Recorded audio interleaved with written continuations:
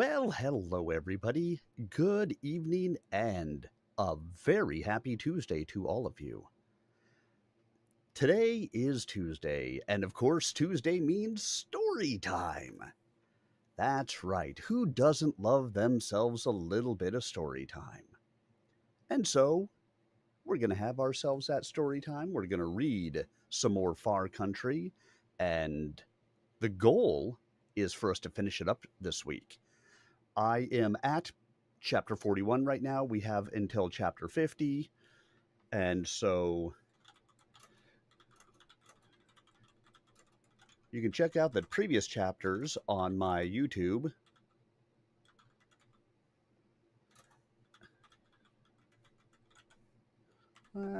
At Sir Arminius.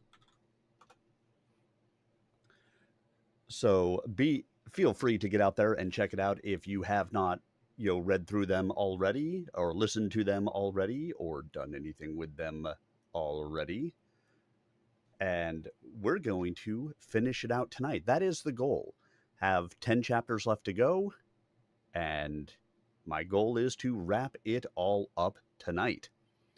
So, as always, sit back, relax, and prepare to enjoy as we are going to dive ourselves into Far Country.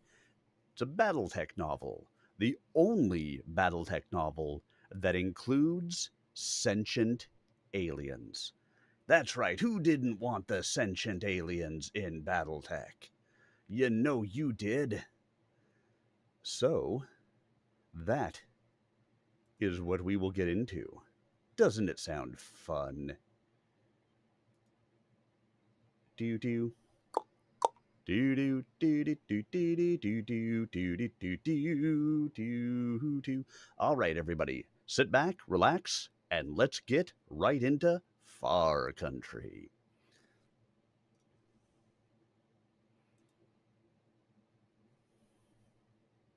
"41.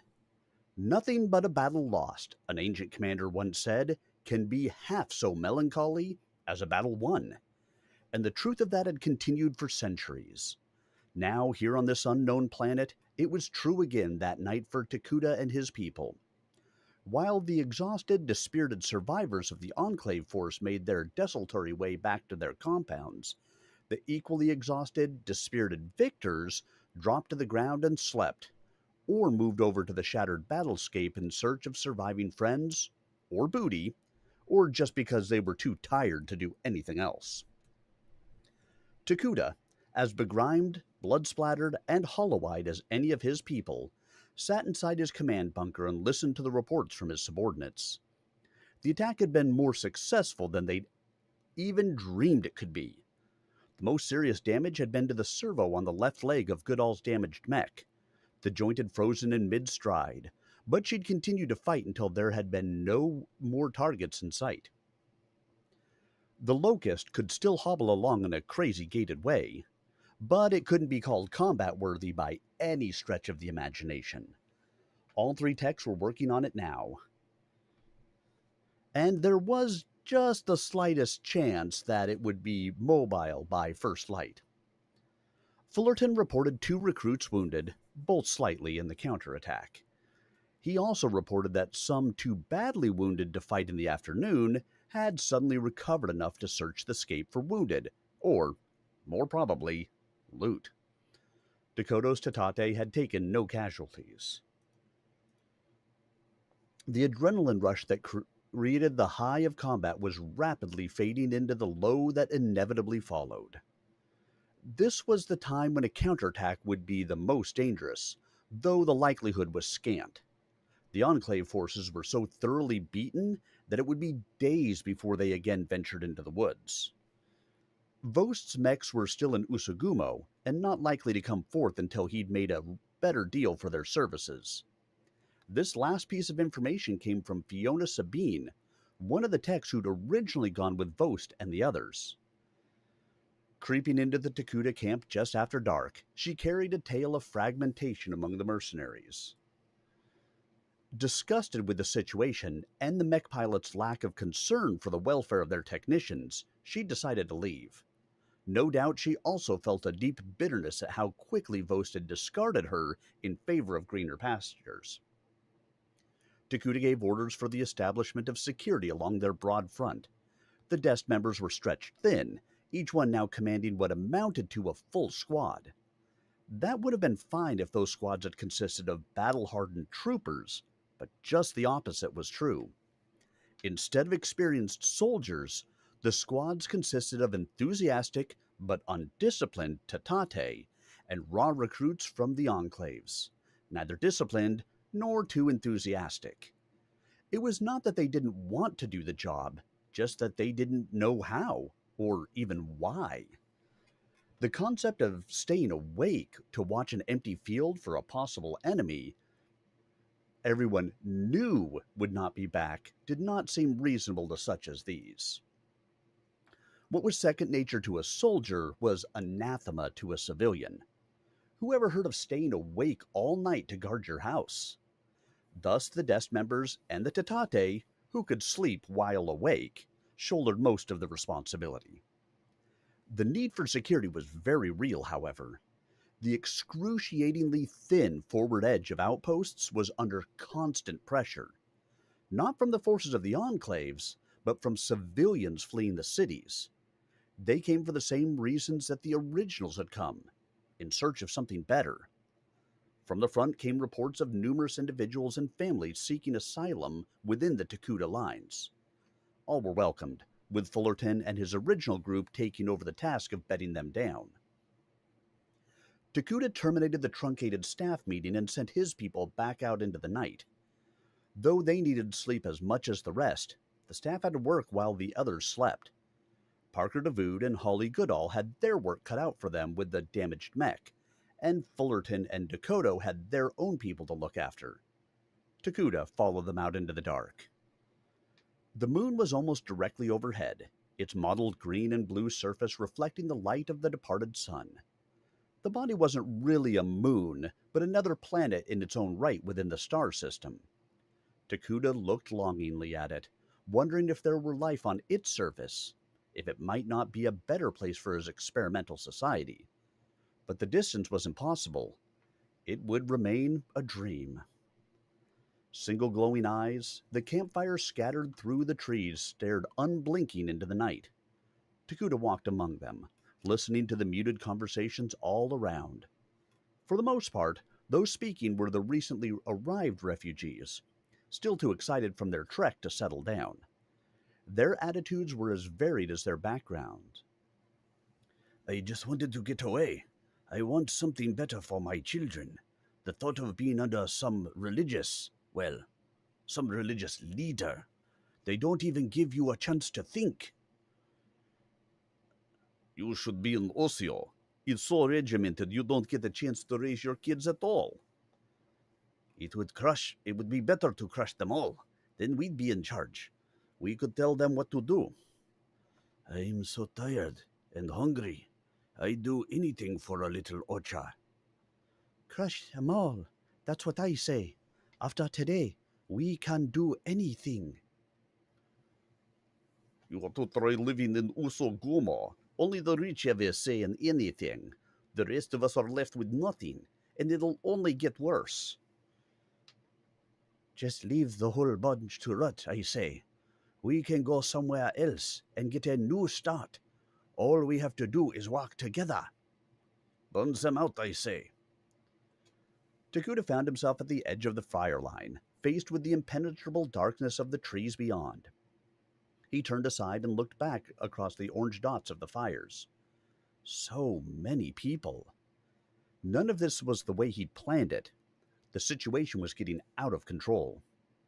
Sensing movement behind him, he turned quickly, his right hand resting on the holster that slapped his thigh. Good evening, Shosa Takuta, came Dakota's voice from the darkness. You from the headquarters are far tonight? Good evening, Dakota. I wanted to walk for a bit. I need to think. But I had to get away from the headquarters so people wouldn't keep coming to me with questions I can't answer. Takuta was surprised that it came out this way. Commanders, especially samurai commanders, did not complain.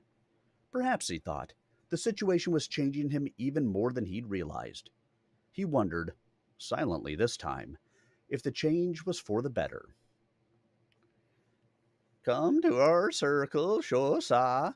Tonight our meal we have late. We so busy have been. You are welcome to sit with us. None will question you among the Tatate. Already you have done so much, giving us a future you have. It's not much, Dekodo. For all I know, the future I've given you is worse than your past or your present will ever be, or could be. No, a future you have given us to dream about. That is worth much. Come, sit with us and listen. Takuta let the little alien lead him by the elbow into the darkness. The Tatate moved easily through the night, skirting boulders and hidden traps as he directed his less able guest through the trees. It was with surprising suddenness that they came upon the circle of squatting Tatate. The leaves overhead created a Stygian darkness that suddenly revealed the circle of figures crouched around a tiny fire. Dakota indicated a place, and Takuta also squatted down. He chose to sit with his knees pulled up to his chin, rather than in the traditional lotus position. None of the Tatate acknowledged his entrance in the circle. No change occurred in the conversation or the demeanor of the aliens. Takuta watched them, knowing they were far beyond his understanding. He shook his head. He'd have to stop thinking of them as aliens. He was the alien. They were the natives. Beak protruding into the circle, Dokepi crouched behind him, translating what the shaman was saying to the group. Dokepi was speaking in a low, sing-song voice, his eyes closed, his body rocking slightly to the rhythm of his words. He tell about the legends that came with the first ones who fell from the sky with fire, whispered Dakota. Of the arrival he has spoken. How like the children were they exploring their surroundings. Kill the Tatate they did at first, understanding not the respect we felt them. Then came time when almost dead were they. Helped them with food did we, and them taught to live with land. We learned to speak as they, even friendship there was. Then all changed, became strong they, took land of Tatate and cut it deeply, made things to grow, hunted they in grass and woods and hills, drove Tatate out from lands they wanted, saying that they would govern all. Again they killed the Tatate and drove them away. Other Tatate they took within their walls and made them to work. So many of our people went to cities, never to return. But legend there is that others fell from sky with fire at the same time as these. Legends say they fell far away beyond the mountains that are only a blue mist in the distance. These ones not like those of the cities you see. These ones peaceful were, but kind to all around them. They wait for the Tatate beyond the mountains, waiting to lead us to the promised land. Takuta leaned toward Dakota. Do you think that what he says is true? Not about what happened here, but about the other incident, about the people beyond the mountains. True is, it must be so. Takuta was lost in thought. Somewhere, he thought, there must be another group of humans. Perhaps there was a real future. In all legends, he knew, was a grain of truth, some hard nugget around which the tail had been spun like the layers of an oyster creates a tiny grain of sand. The layers became a pearl, a thing of great beauty and desire. But inside was the grain of sand. Whether the pearl came from the oysters of Atera or the giant canopods of Albiero, there was still the single grain. So must it be with these stories of the others who fell from the sky with fire. There had to be another settlement, a place for them to be safe beyond the mountains. All of them. Dest team, human refugees from the enclaves, and their friends among the Tatate. The Dest commander remained lost in thought until Dokepe had finished his story. The other Tatate sat silent in the circle, each one also deep in his own thoughts. Dakoto touched Takuda gently on the shoulder. It was time to go. The Shosaw levered himself to his feet and made his way alone through the fading darkness toward the glowing fires of the human camp. And chapter 41 down, we'll get right into chapter 42 here in just one moment. Let me just get my tea ready. Reading these books, of course, is a little bit of a drain on the throat sometimes. So I always try to have some tea at the ready to be able to wash it down as we go through. As the evening goes on, I end up, maybe taking a couple more breaks than I do at the beginning. But hey, we're new and fresh. So let's get right into the next chapter. 42. They were all there, the leaders of the enclaves, as well as the merchants and power brokers who had been negotiating with the mercenaries on an individual basis. Each had received a secret message to meet with Vost, and each had come expecting to be the only one. The message had said that Vost was calling this meeting to finalize the deal with the mech pilots. Now the various enclave leaders found that it was not to be private. "You have been dealing with these people behind our backs," snarled Riso Toho, shogun and leader of the Osio, at Sanyu Subash Chi.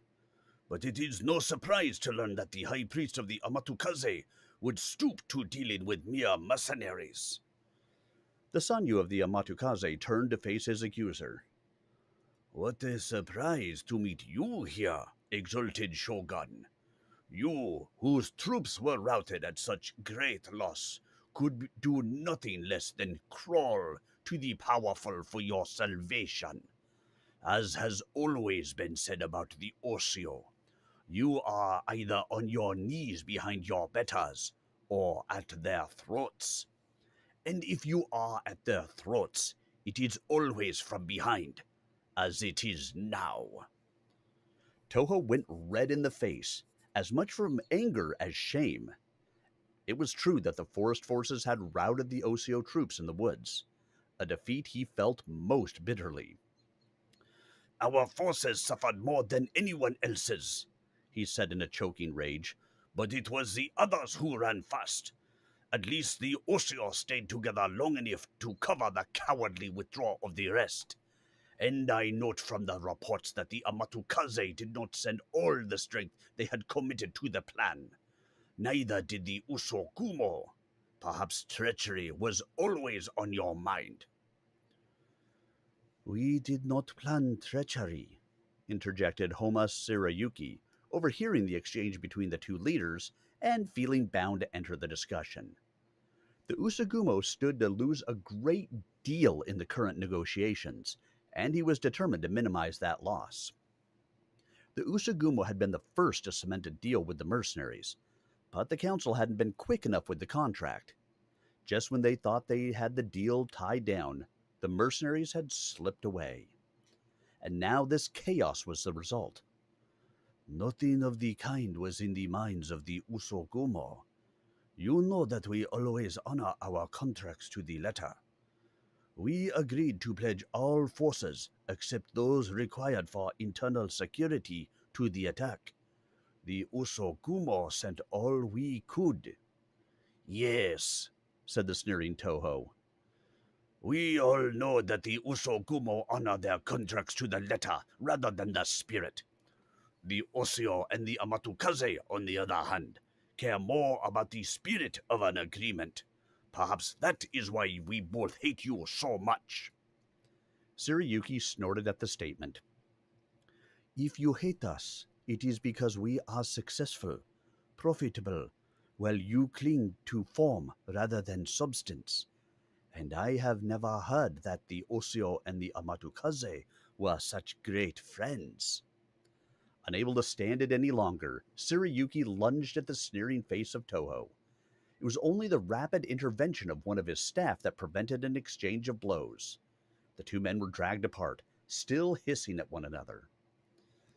Nor was the incident an isolated event within the meeting room.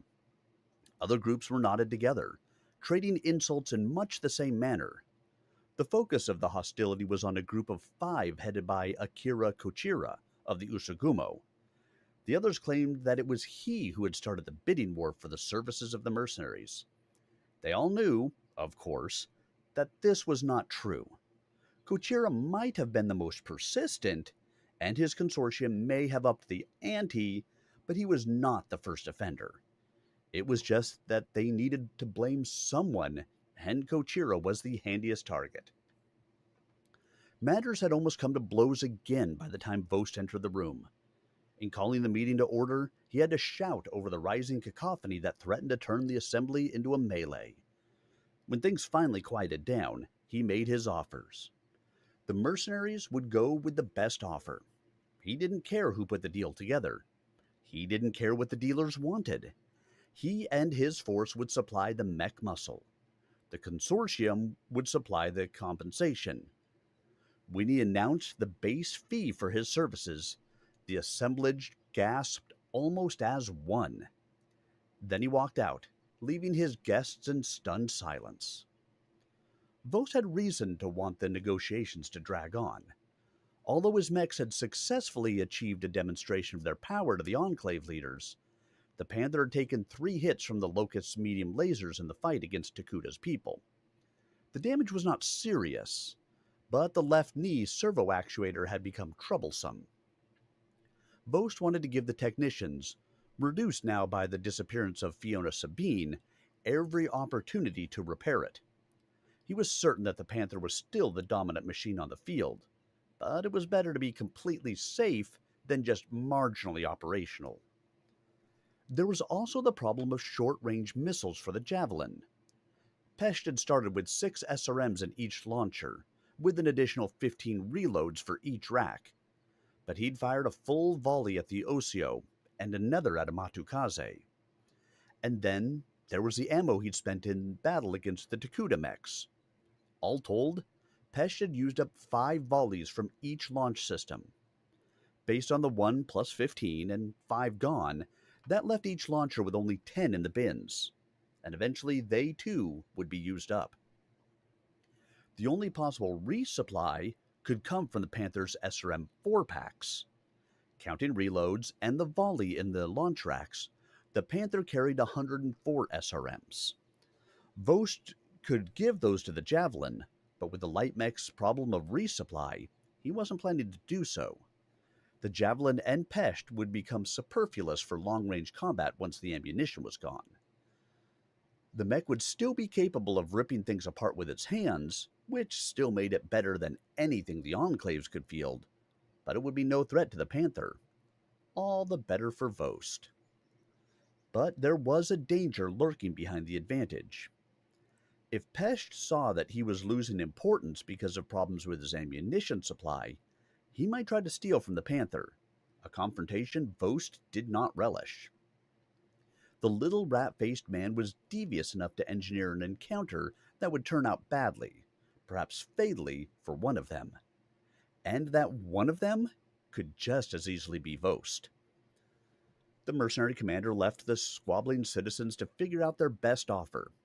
He smiled to himself at the scene he'd left behind. By the time he cleared the entrance to the building, they'd be at each other's throats. He had an appointment of his own to keep in his quarters. Marika, a lovely little negotiator from the Osio, was there to help him choose the correct path, She did not know, could not know, that he had dropped a bomb on the others. After all, she was merely an agent, however talented, of one of the factions. Vo stepped into his room, expecting to find the soft scent of pengraya blossoms and the flickering light of a single oil lamp. Instead, he found a trio of three females waiting for him: Michelle Guardine, Tammy Wilson, and Elizabeth Hoond. Seated and hostile, Vo smiled at the triumvirate. You're probably wondering why I called this meeting, he said.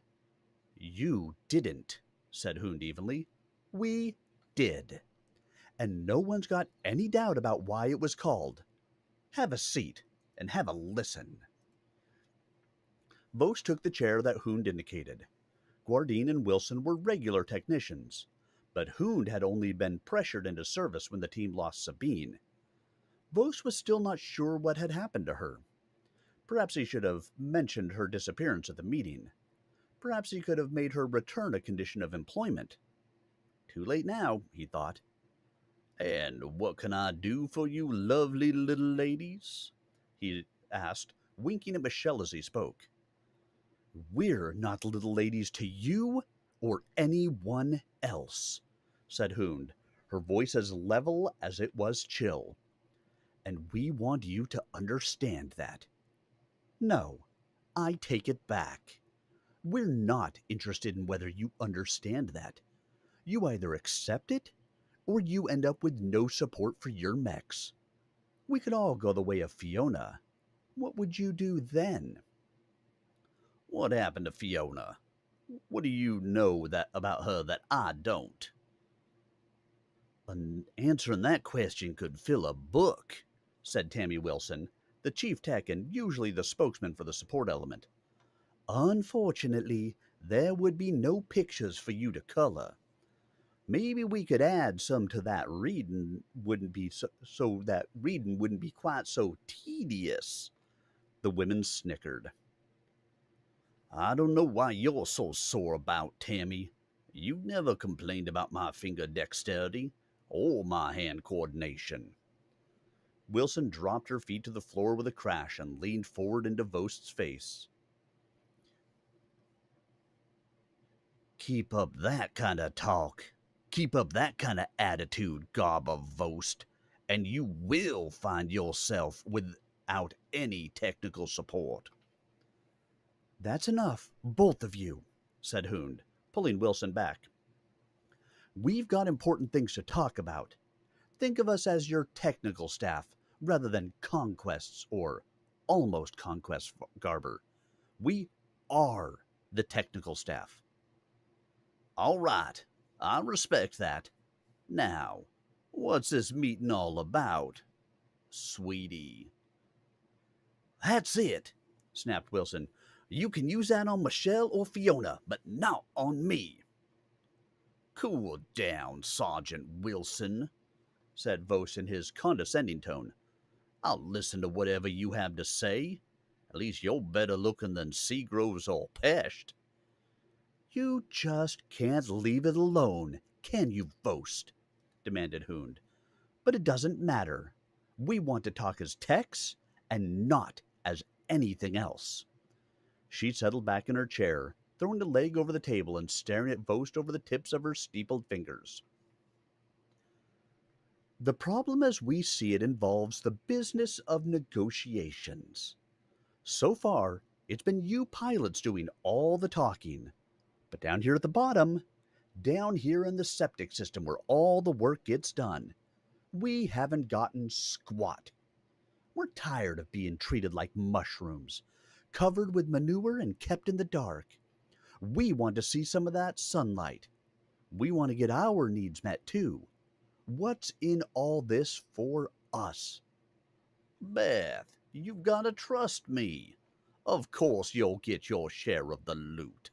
We wouldn't leave you out of all this. You three are an important part of the team. Without you, nothing would get done. By the way, who's guarding the shop? Is there anyone looking after the mechs?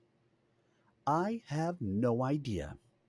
We told Pesht and Seagroves that they were in charge while we took a night on the town. Security is their problem for the evening. Hoond leaned forward. Here's what we want. Each of you will either get an individual contract or you'll get it as a group. Half of what you get, we get. Either that or we do no work. A signed contract. That's the deal. Vos looked into the eyes of the former navigator of the jump ship. They were like flint. This time, she meant business, but he couldn't do anything about it right now. He'd have to think of a way around the situation later. Just wait until he got some of the locals trained as techs, he thought. Then he realized with a flash that, of course, that was the solution. Fine, he said mildly, but you'll need some help. 3 techs are hardly enough to keep one mech in operation. The original contract called for the Lance to be supported by assistant techs after we got down. That necessity remains. Get some of the locals to volunteer as Aztecs to help you. They can do the heavy lifting and stuff like that. Each of you will become the senior tech for one of the mechs. I don't care who works on what. You choose. Vos turned to Michelle Guardine, trying to make eye contact. She lowered her gaze and turned away. I'm surprised at you, Michelle, said Vost, his voice oozing restrained passion, the tone he always used just before the climax of the chase. I thought you were with me. She was, Vost, said Hoond, her voice icy. Like other people, she's seen the error of her ways. Standing in the shadow of the bastion, Vost explained the mini-revolution to the other pilots. In the light of the setting moon, the 3 mechs stood stark and pale. Pesht shrugged at the thought of having to give away half his share to a tech. The techs probably hadn't thought about how much they'd have to pay the Aztecs to keep them working, and that would serve them right. No one was stupid enough to work for free, especially if the locals got wind of how much money was to change hands. Seagroves listened and said nothing. He'd go along with the deal, but there was no way some tech was going to get half his loot. As long as the Lamb had jet fuel, which he planned to be a very long time, he would make his own deals. The techs could have half the base amount, but Seagroves would give nothing of the incentive bonuses he planned to add to his contract. If the locals wanted something that flew, they'd pay him more and like it. It was the law of supply and demand. He had a limited supply, a quantity of 1, and they had a large demand, an infinite amount. He'd make his own bonus deals. Valhalla Finest, good evening to you, my friend. How are you tonight? Dropping off while you're at work is a fantastic way to go about it. What better way to spend your time at work than listening to a little bit of Far Country and Sir Arminius? And hey, everybody out there in anywhere. So if you're in Twitch, if you're in YouTube, if you're on Kick, if you're in TikTok right now, hello to everybody. Glad to see you guys. I am happy you guys are here. Hope you are enjoying some Far Country with me. And we have gotten through the first 2 chapters. Of course, if you have not read any of it, listened to any of it, been caught up with any of it, you can check out all of the previous chapters up through chapter 40 on my YouTube channel, youtube.com/@SirArminius. All of the previous chapters are there for your listening pleasure, and the chapters I do tonight will be up by the end of the evening as well. At least that's the goal, and as long as YouTube is cooperating, then we will. I got something on my finger that's irritating me. All right, here we go. Are you guys ready for the next chapter? Let me take a little sip of tea first. Tea is always good for the soul.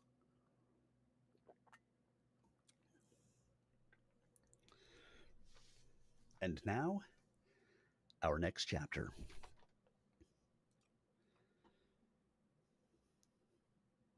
"43. Teopo staggered into Takuda's headquarters, limping from the slug gun wound and trembling as much from fatigue as from being in the presence of the great leader. She chattered a long string of chirps and clicks, but Takuda caught no more than the word Battletech, even though he was beginning to get a grasp of the Tatate language. Nothing he did would make her slow down or choose other words. By the time Dakota arrived, she was shaking with frustration as well. Dakota settled the little alien into a nest of cloaks to ward off the evening chill and soothed her with strokes and words.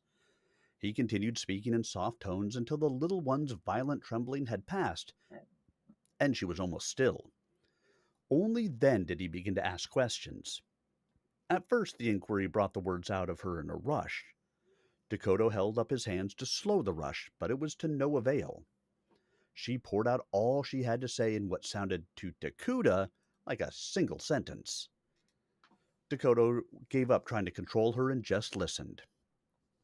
When at last she subsided into the cradle of cloaks, he turned to the desk commander. "She is Teopo named, daughter of Pikete, a resident of Usogumo. Pikete has been passing information on movements of mercenaries and leaders of enclaves.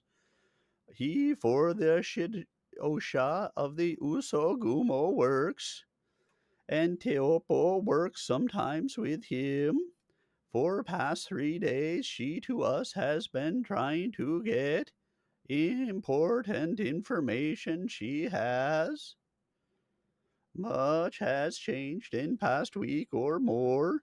Leaders of cities and mercenaries now have resolved their disagreement. The Mech people and the owners of the money now speak together. Now will come the Mechs to fight.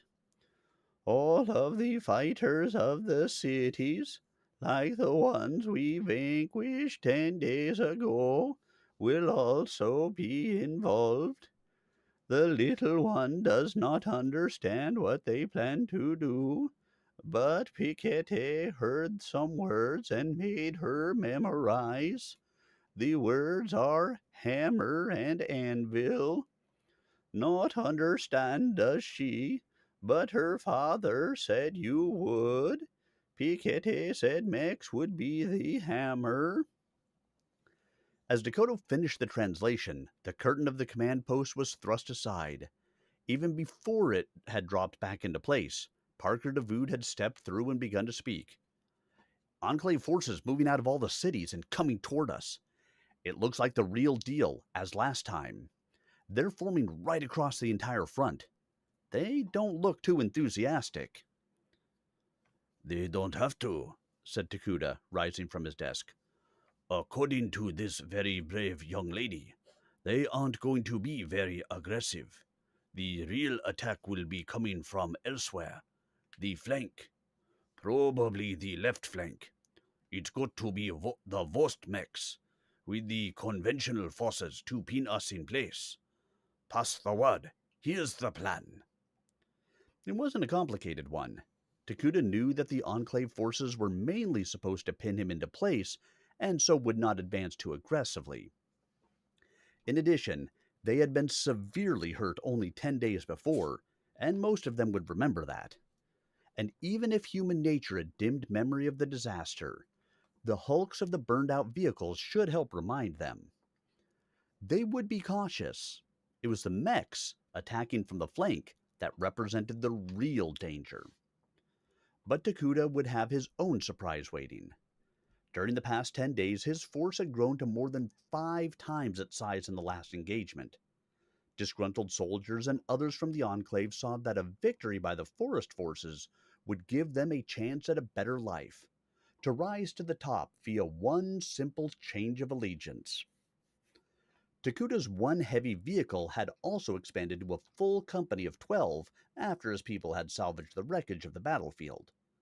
Alone, such a force wouldn't stand against mechs, but with the Locust to back them up, they would be a force to reckon with.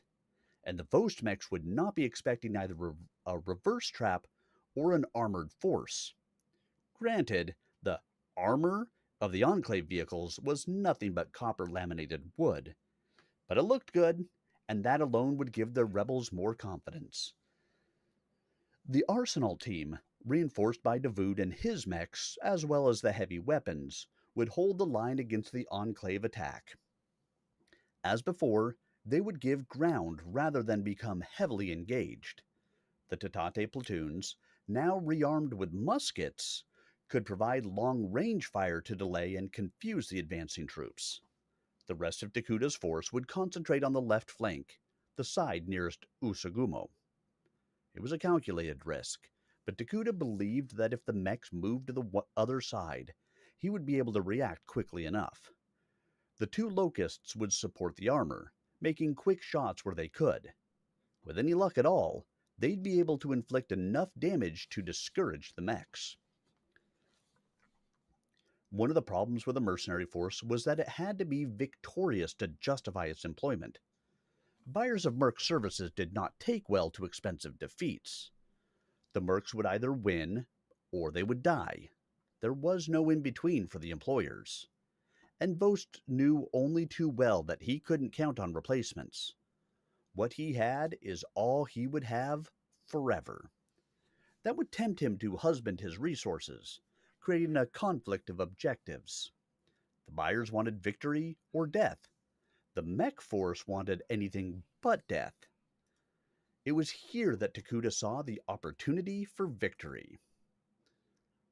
Panting in anticipation, the armored engines stood like great bulls at the edge of the woods. Exhaust belched from their single twin stacks to hang low among the overhanging foliage and then spread out like a great blanket. Drivers released their brakes, the armored drive wheels of their machines ripping at the ground. They laughed and pointed, making rude, obscene gestures to each other. The infantry riders and weapons operators took up the pantomime and expanded on it. They were ready. To their right and rear, they heard the snap and pop of combat. There was a brief spatter as the forces came into close contact, and then the sounds became more desultory as the forces arranged themselves. Probing, falling back, coming on, counterattack. The deadly ballet of strife. Men dead, shot through by wooden shafts, immolated in flaming coffins, dying from a single well-placed shot. However it happened, the outcome was irrevocable. Death. Then over the thin line of trees, hazy with distance and the gentle obfuscation of feathery branches, came the shiny monoliths of the battle mechs, stalking, searching giant machines with death in their arms and bodies. Slowly they came on, jerky and disjointed for all their humanoid shape and movement. Great, deadly, fragile things that measured human progress and regression. They were the future and the past. Nothing of human design could stand against them except man himself. Then they were breasting through the trees like metal towers, heads turning as their sensors reached out beyond their range of death. The men in the armored engines saw them come, cheerful in their determination to do great and glorious battle. The feeling was like waiting for the starting gun at a race. Huge wheels flailing the ground, gobbets of sod flung back and up, howling engines straining against pistons and cylinder heads. Jets of steam screeched outward to mingle in a thick mist. Like a herd of wild, intemperate beasts, the armored forces rushed at the oncoming mechs. Takuta saw them go, made one ineffectual attempt to call them back, then gave up. They were a wild, green, enthusiastic mob. He would have to bring up the locusts in support. This wasn't as he had planned. He'd have preferred to let the mercenary mechs get closer. Before revealing his surprise, he wanted them fully engaged with the armor.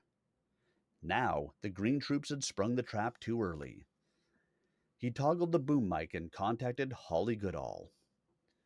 She responded at once as the two locusts began to move from their hide position in the tall trees to the rear. They came striding through the woods to support the careening armored vehicles. They were a little late, but there was still time to do some good. High above the battlefield, no one saw the single glistening reflection of sun on metal, the single flash that represented the position of the lamb. From 4 kilometers above the trees, Seagroves rolled the lamb back and forth to let the static sensors sweep the broadest possible path below. Tiny IR returns showed the movement of the heat-generating targets. That was what he wanted. He rolled the lamb over into a broad split S and powered down through the intervening kilometers of space. The targeting computer centered on the first of the heat sources, the targeting crosshairs flashing red on the screen. Good read. Sensor lock. He let the lamb drift off the center line while the target hung like a fly in a spider web. As the lamb pulled up from its dive, Seagroves was forced back into the command seat. He watched the range indicator digitize the distance, watching the numbers scroll downward toward the sweet range. The target showed no evasive action. Closer, closer, closer. Green board, fire! The laser hummed in the armored right torso, the column of aligned light leaping through the carbon dioxide crystal like channeled the energy into a pencil-thin beam.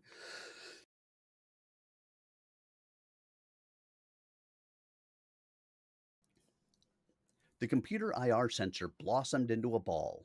Hit. Target destroyed. Seagroves rolled the lamb over and let the search and lock system play across the field. Almost immediately the crosshairs flashed. Green board. Fire. Hit target destroyed. He rolled the lamb into a tight turn and came back across the field. The first vehicle exploded, and then the second, even before those on the ground knew the lamb was there. Takuda saw it dive, shouted a warning into the boom mic, but it was too late. The men in the charging armored vehicles did not listen, did not want to listen. They were too intent on closing with the towering mechs beyond the trees. Then it was too late. Caught in the open field, the lambs swooping down on them like some demented bird of prey. One by one, they burst into incandescent balls of fire. And still they came. Takuda wept to watch them die. He called for support from the locusts, but the medium laser in the locust's lower torso could not elevate enough to engage the swooping lamb. Then the battle mechs were inside the range of the armored vehicles.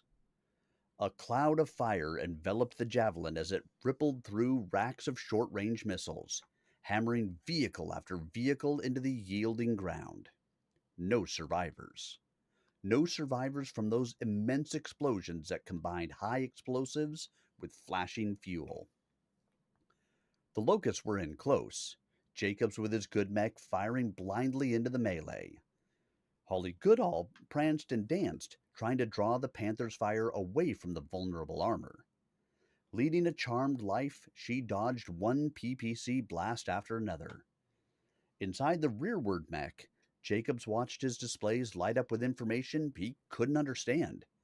He only knew that Goodall was out in front, drawing the Panther and the Javelin's attention away from the others. They were in retreat. The armor had had enough. Careening tanks rushed past the long legs of his Locust. It was time to go. His screen blossomed with the heat signature of Goodall's mech. Hits on the outer armor were pushing the heat warning system beyond the safe range. He saw the legs freeze, saw the warning circuits fry under the hammering of the PPC. The Javelin was closing from the rear, a full dual six-pack of short-range missiles loaded and locked on target. "Run, Jacobs! Run!" came the scream over the comlink. "Run!" He watched transfixed as the red danger light blossomed on his heat scale. It was time to go, and still Goodall did not move. Could not move. There was a cloud of fire from the chest of the Javelin. Then Goodall's mech vanished in an explosion of titanic proportions. With Tears streaming down his sweat-streaked face, Jacobs turned the surviving locust toward the woods and ran.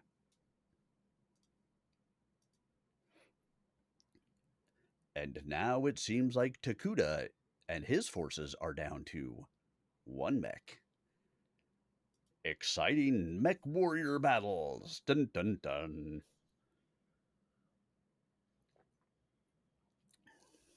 Because that's the way, we like it. All right, is everybody ready for us to get into the next chapter? You know you like it, you know you want it, and so we will deliver. Time for chapter 44.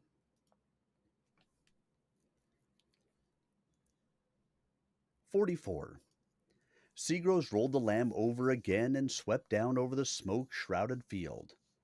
The environment was no longer as target-rich as before. Though we could see the IR signatures of dozens of targets, it was becoming increasingly difficult to tell the living from the dead. A steam-driven vehicle had such a significant heat return that a burning one was actually dimmer on the screen. There was no use hitting those destroyed or abandoned, so we switched from IR to motion sensitive. At least now he'd be able to tell what was moving and what was not. He checked the fuel readout and noted that soon he would be down a third of a tank. All the aerobatics and high power runs were sucking up his fuel. He pulled back on the joystick and let the lamb rise in a gentle arc. Time to break off. The land mechs could deal with the remnants of the Takuda force. He was heading home. Nice thing about flying was that you could do your job and be home by dark for a shower, a hot meal, and clean sheets. Let the ground pounders deal with the stragglers. Takuda, meanwhile, stood in the woods and watched as the rabble that had become his force streamed by. Some still carried their weapons, but many did not. One recent refugee from Amatukaze came to an abrupt halt in a copse of trees and began to fire his weapon at his former comrades, probably in hopes that he would be mistaken for a member of the victorious troops when they arrived on the scene. Takuda raised his laser pistol to put an end to the little treachery, but he couldn't find the heart to pull the trigger. Instead, he walked quietly up behind the man and disarmed him. The trooper offered no resistance, just sat down heavily with his back to the tree and began to weep. Takuda secured the musket, patted the man on the shoulder, and walked away. There was nothing he could do for the sobbing recruit. Andy Holland hobbled past, still nursing a wound from the previous battle, but now with an injury to the left leg as well.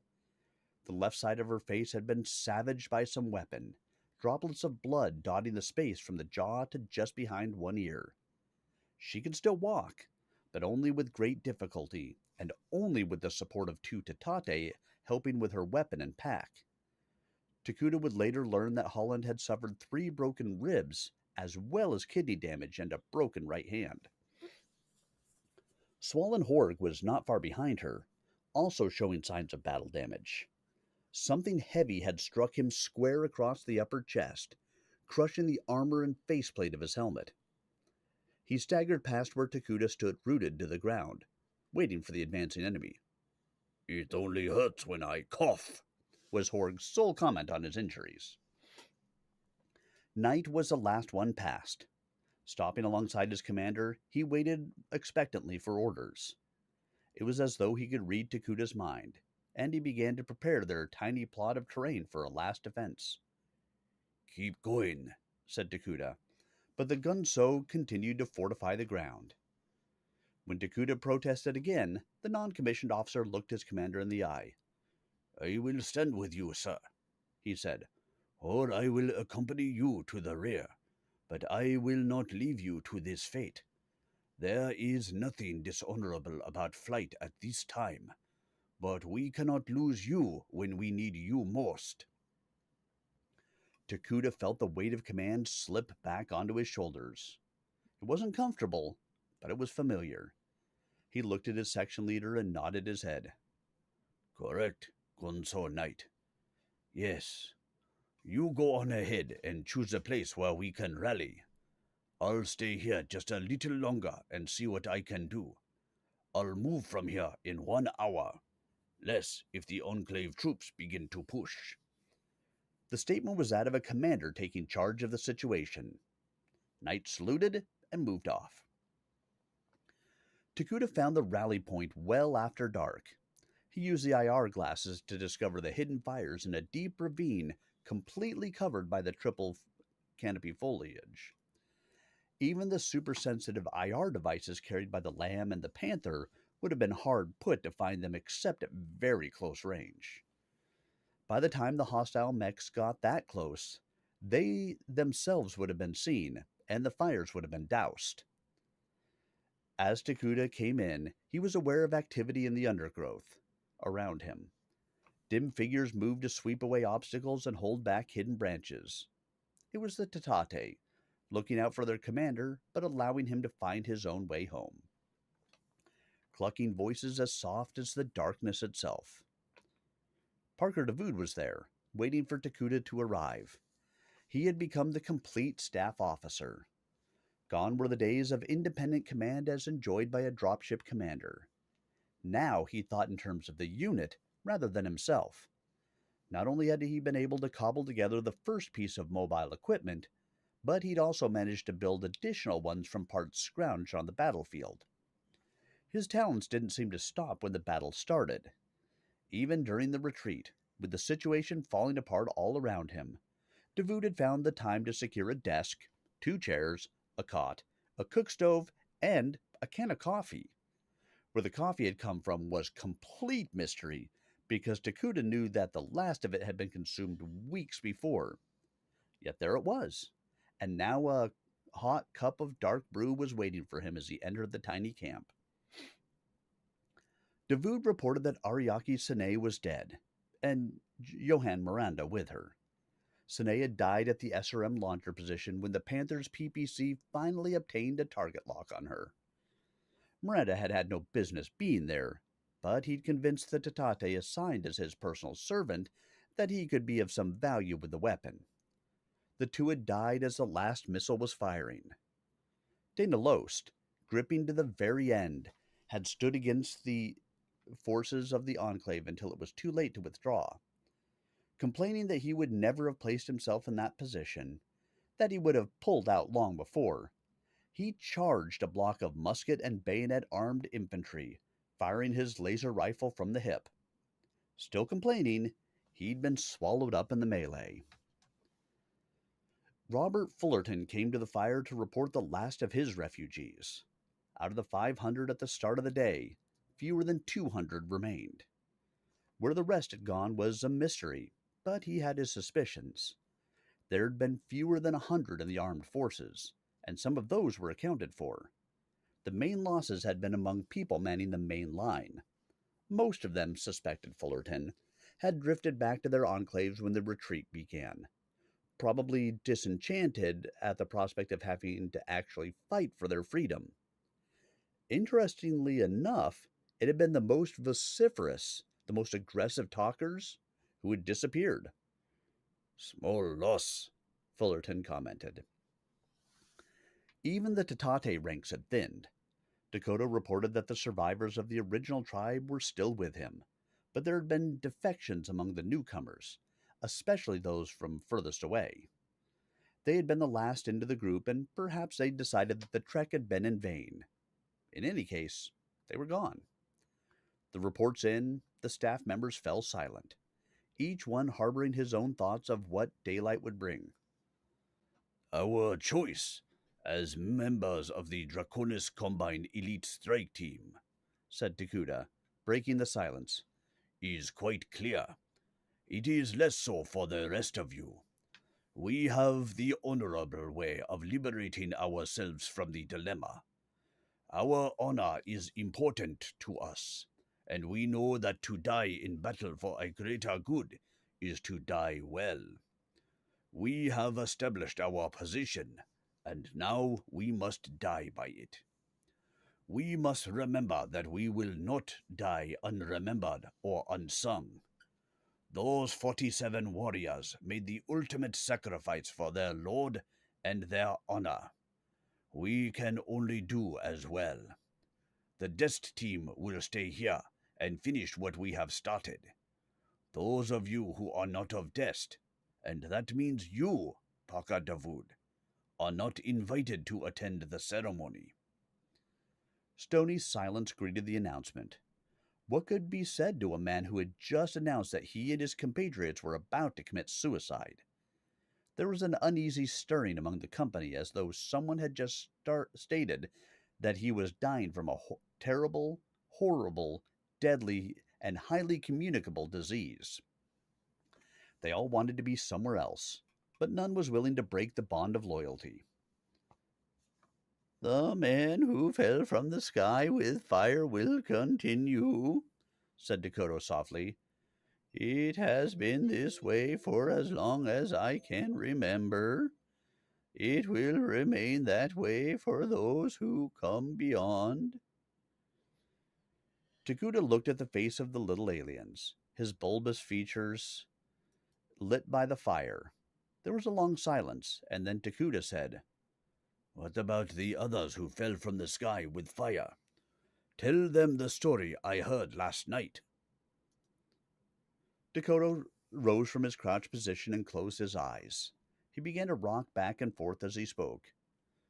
"When the first men came from the sky with fire, there were many Tatate who hid in fear.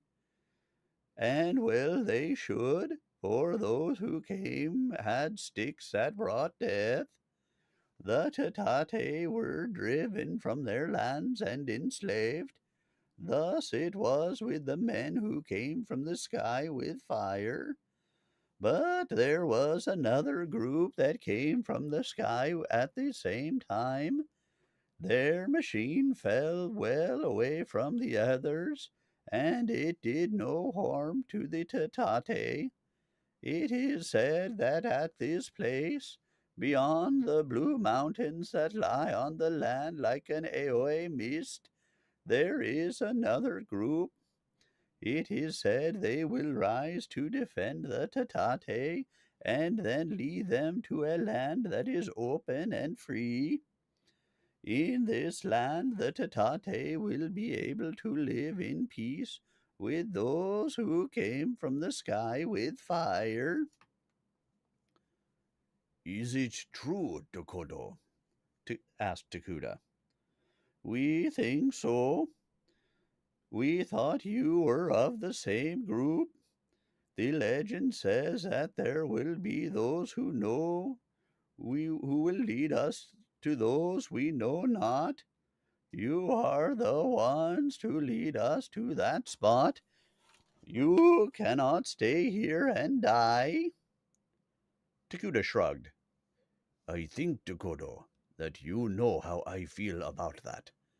I don't want to become part of your legends. Being a Dest commander is responsibility enough for me. I would act as your advisor and your leader, but I don't intend to become part of your legendary past, present, or future."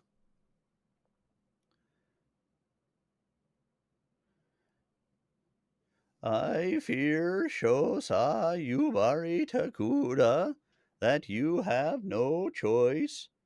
No matter what you choose, some in the tribe have already made that decision for you. Now you must decide whether to accept the task they would give you, for better or for worse. Already you are part of our legends." "So, now I have the choice of dying here in an attempt to defend you, and thus give you the chance to escape, or I can lead you out while the mercenary and enclave forces destroy those too sick, too old, or too injured to move quickly. And what do I do with the refugees from the enclaves? They are also part of this equation, and I have heard nothing from them." Robert Fullerton had been listening to this conversation in silence. He took some time to answer. as far as I'm concerned, and I think I speak for the rest of my people. We'll go with Takuda wherever he goes. I think I'd like to try Dokodo's idea. Let's go to wherever it is he thinks the other humans are. I like what Takuda said when I joined up, and that dream hasn't changed. I'm willing to let him lead us. Takuda felt the weight of command pressing down upon him. Now he would be responsible for the Death Team, the Tatate, and the humans on a trek to some place only the Tatate knew of, and only that from a legend. But it was something. It was a chance. It was a future that would continue for more than one morning.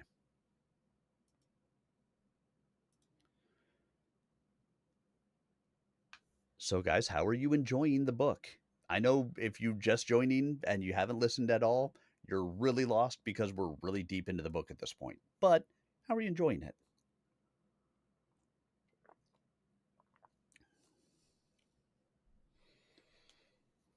Hopefully, liking it, hopefully, enjoying the narration, which is all I can ask from you. But now, for more, it's time for Chapter 45. 45. The response among the humans was not so universally positive. A variety of responses ranging from acceptance to outright revolt greeted the announcement that they would be heading for the mountains in search of another civilization. The most strident protesters suggested that all things must pass. This would pass away as well. All they had to do was return to their enclaves. They didn't want to make a big deal of it, just go home. With all the fighting and turmoil caused by the battle mechs, there would be massive confusion in the cities. No one would remember who had done what, when, and the mechs would be like a bad dream. The ones who piloted the mechs would not be around forever, and after a time, they would be no more than a bad memory. They would pass into the realm of legend as had all the others. Nothing would change. The extremes of today would even out. Everyone's life would return to normal, and all would again be quite simple. Better to give up and go home now while they had a chance. There were others who were not about to stake their lives on anything like that a Tatate might say. The little bug birds were stupid subhumans who had no culture and no value. The whole bunch should be exterminated by the more powerful humans. To believe some bogus legend about another human settlement was as foolish as wishing that humans could fly. Even without the evidence of the lamb, these people still believed that the stories ranked as pure foolishness. Half the people were willing to give the plan a try. Either they were too tired to think of any other response, or they actually believed in the possibility of another settlement. In either case, they accepted Takuda's leadership and were willing to make the trek across an unknown distance to a legendary destination. Was there, they asked, a better choice? Then Holly Goodall stumbled into the campsite. She sank down by the fire and gratefully accepted a steaming cup of coffee culled from the last of the supply discovered by Davood. The others stared at her, waiting until she'd recovered before besieging her with questions. She drained the cup in 3 deep swallows, not seeming to notice the scalding heat of the liquid. Then she looked at the others and began to speak. She'd been able to eject from the damaged locust just as the whole thing cooked off under the pounding of the javelin's multiple SRM hits. She'd been captured and turned over to Vost. The mercenary commander had been absolutely charming, just as he always was when he wanted something, which he did now. Vost was making an offer to any of the deserters, as they were now being called, to join him. There would be a base pay of 50 monmi per day. The offer also extended to any of the human refugees who had fled the enclaves, although the amount of monmi was lower. Vost, it seemed, was willing to accept the rebel humans on the assumption that they would be loyal to him out of fear of retaliation if they returned to their homes. The offer was simple. It would satisfy every need of those who chose to accept it. For Takuda, there was nothing, and the Tatate, of course, were not even mentioned. Goodall told her story in a voice so low that those around her had to strain to hear. She spoke slowly, carefully, with long pauses between the sentences. And yet by the time she had finished, the story, in varying degrees of accuracy, had spread through the entire camp. The results were immediate. The campfires began to blaze more brightly, despite who or what might be watching from the deeper darkness. People moved from fire to fire to gather in animated knots that coalesced and then fragmented. Voices were raised. People ran through the darkness. Occasional blows were exchanged. Through it all, Holly Goodall sat by the small fire where she had told her story, sat staring into the undulating luminescence of the coals. Robert Fullerton approached Takuda, backed up by a throng of his own people. The desk commander, sitting with Goodall and staring at the same moving light, heard him coming. He could tell by the sounds that trouble was brewing. Fullerton came to a halt at the fire, some of those behind him also pushing forward. Takuda looked up at the leader of the refugees. You have something to say to me, Robert Fullerton. We've been thinking, said Fullerton, refusing to make eye contact with Takuda. He scraped the toe of his boot in the ground, making intricate swirls in the forest duff, examining the furrows with deep interest. Some of my people have heard about Vost's offer. Some of them, actually quite a few, think it is a fair one. Most joined you in hopes that you would come out on top. Now it looks like Vost will win. They've heard the whole story. They understand that this contract would not last forever. Have they thought about what happens to them then? More or less, said Fullerton, still making designs in the loose turf. I guess they really don't see much of a future here. I mean, you gave them the option of crossing the mountains to some legendary new settlement. There are still those who want to try that, but there are others who don't want to leave what they know, what they understand. They just want to go home. Alert TikTok entrance triggered hearts for Jesus. That's very cool. So do we all, said Takuda. He thought of the little koya beside a small lake on Umestra, far from anything even remotely military. He had seen the cottage while on a forced convalescent leave, at a time when he'd been hating every moment of his enforced idleness. But he had been struck by the place at once. It needed repair, but it still seemed to represent an alternate future. He had kept the image in his heart, but now he would never see the spot again. He jerked himself back to reality. Have you made a decision? Have you made a decision, Robert Fullerton? Fullerton stood in embarrassed silence for a moment. Yes, I have, he said in a small voice.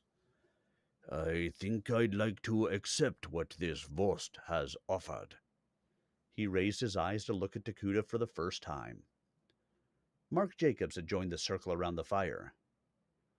We all have our reasons for doing things, don't we? Some of us put a lot of store in money, more or less. And the amount we get paid is a way to keep score. I was paid pretty well as an engineer on the Teledyne, and I haven't gotten a C-bill since we landed. But I'll tell you what, I've never had as much fun in my life since Holly and Takuda put me into that locust. I think I'd rather stay with them.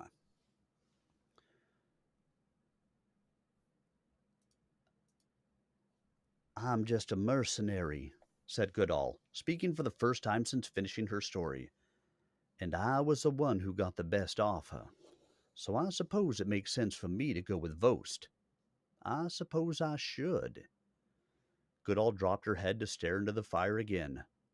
But I just can't do it, she said quietly. It's not so much that Vogt's nothing but a bucket of slime. It's not just that he's a self-centered, megalomaniacal, egocentric bastard. I guess I just don't like the options. There's something wrong with the whole idea.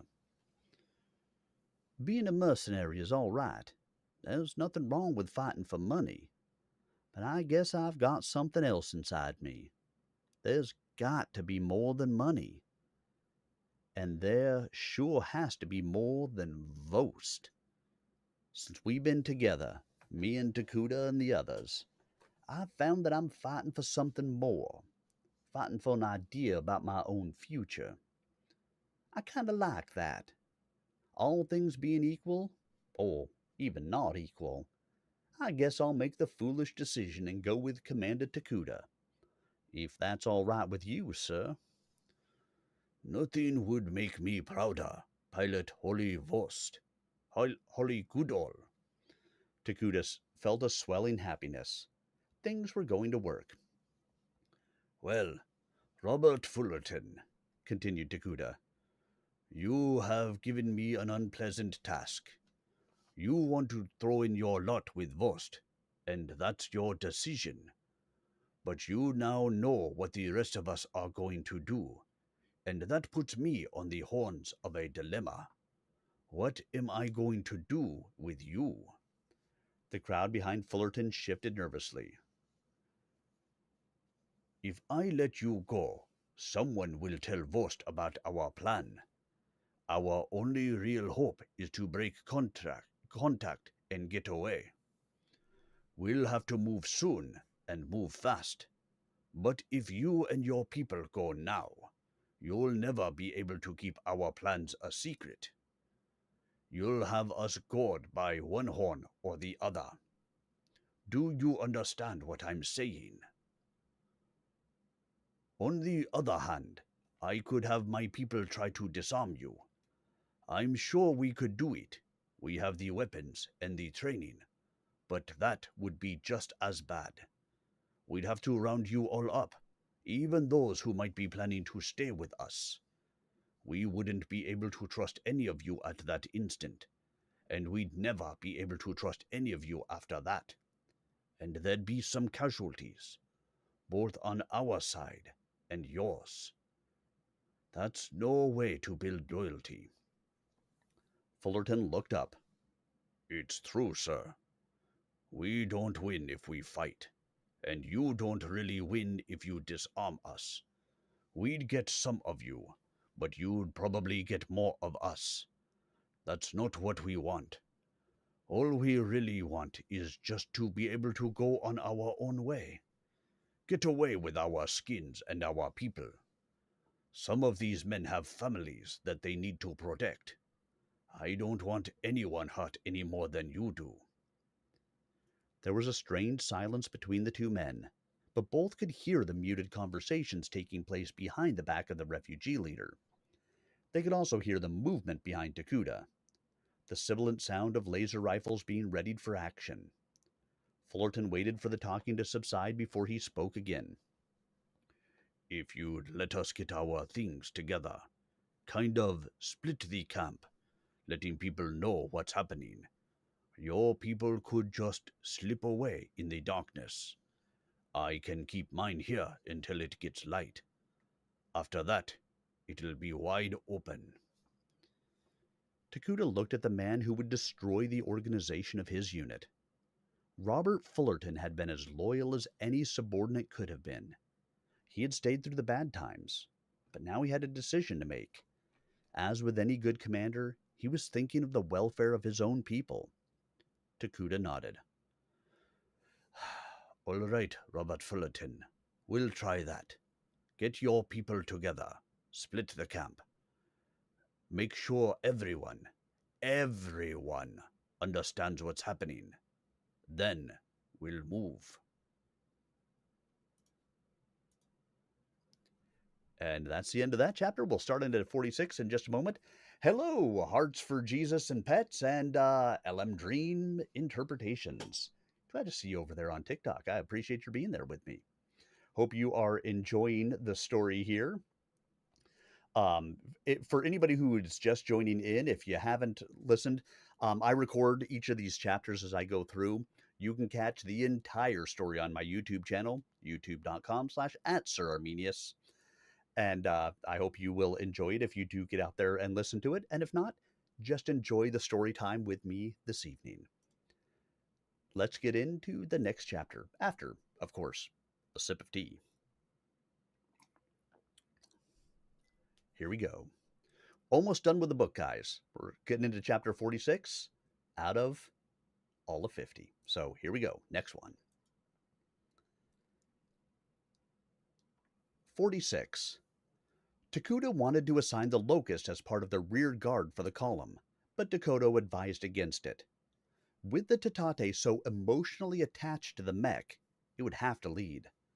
Otherwise, said the spokesman for the Tatate, they would probably huddle around the vehicle and refuse to move. Some of them would understand the necessity of getting a move on, but emotion was likely to be stronger.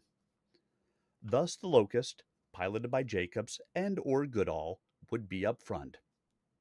The Dest members and any refugees who volunteered would form the rear guard. The Tatate and the other humans would mix into the column. The Tatate could help with the wounded as needed. The only real problem with the retreat would be the Tatate themselves. This was birthing time for them, and the eggs were very fragile. They could be carried, but were susceptible to damage if not treated with great care. That would slow the march. In addition, the Tatate wanted to reach the new location, wherever that was, before the birthing took place. They seemed to think it was very important for the young to come into the world at their new home rather than on the march.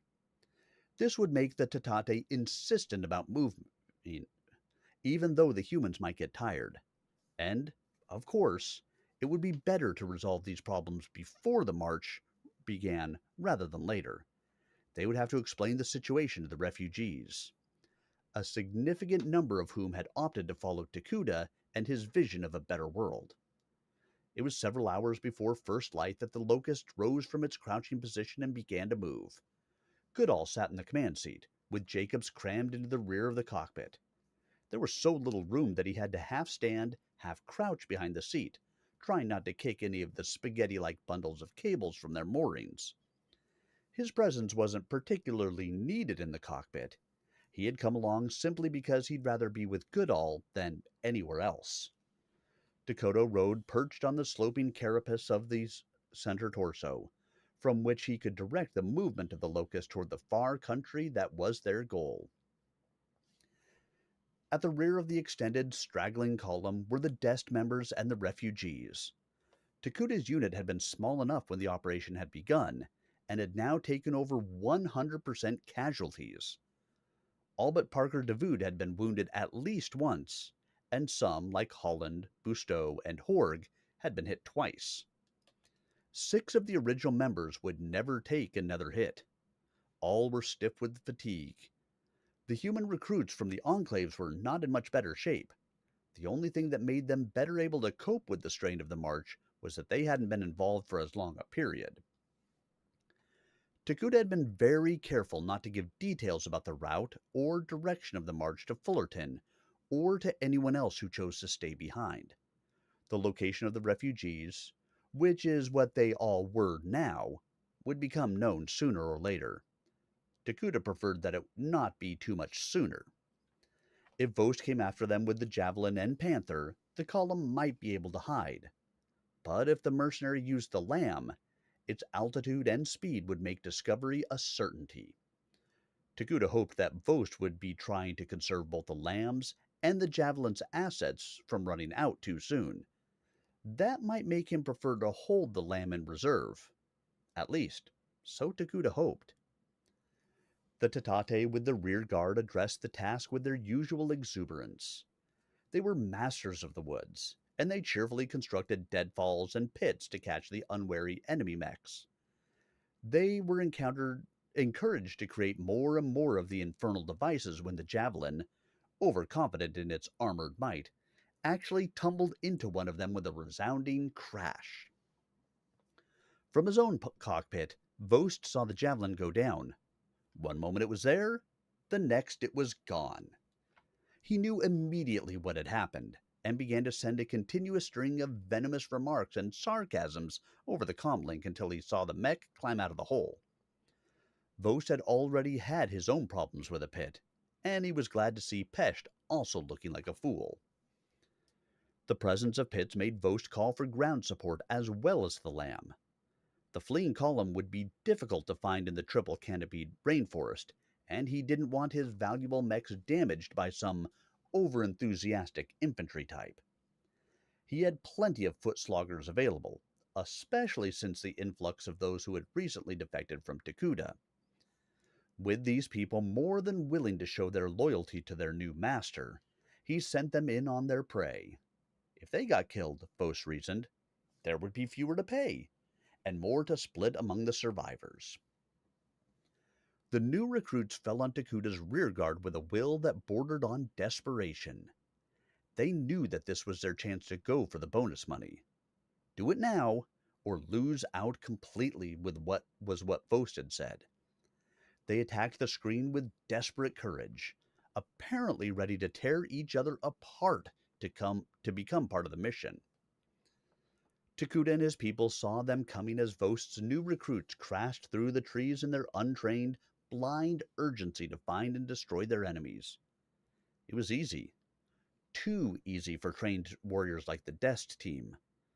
First Holland, Horg, and Knight fired quick warning shots with their lasers into the trees above their heads.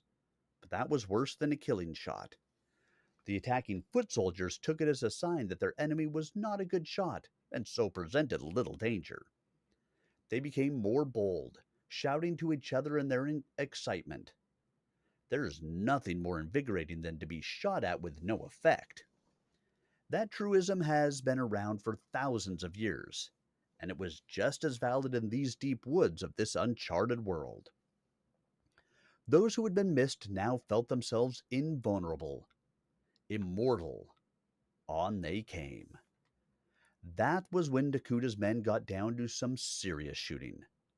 The Dest members were superbly trained marksmen who could drill an enemy through the eye, you choose the eye, at 150 meters. But the killing did little to reduce the enthusiasm of those soldiers. Those who'd been shot at and missed had been quick to report that fact to their hidden friends. Those drilled through the eyes did not report that fact to anyone. And so the foot soldiers came bounding through the trees. All the while the Dest members continued to take them out. The human refugees were not as successful. A few had subguns and pistols, but most were armed with the same archaic muzzle-loading weapons as their attackers. When those groups came into contact, there was much bloodletting. The refugees and the Dest people had worked out their tactics for dealing with the vanguard of the Vost troops. When one of the rebels saw an enemy, especially if that enemy were in danger of closing, he would shout a warning. The nearest Dest member would react at once, arriving, with luck, in time to provide fire support for his side. Then the Dest member would drop back and await the next encounter. It was not so effective when a Tatate was involved. The little aliens, caught while digging a pit, could not call for support. Most of them had not mastered the language of the humans, and the humans could not tell one Tatate cry from another. The result was that when a Tatate encountered the vanguard, he or she usually died before help could arrive. The refugees with Takuda were not accustomed to helping Tatate, in any case, so the only help the bird-like creatures could hope for was from Takuda's people. When a Dest member was close by and knew of an encounter, he was quick to react, but mostly, the Tatate suffered casualties.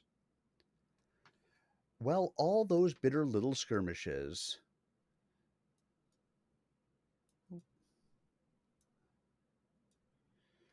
were being played out under the canopy of the thick forest.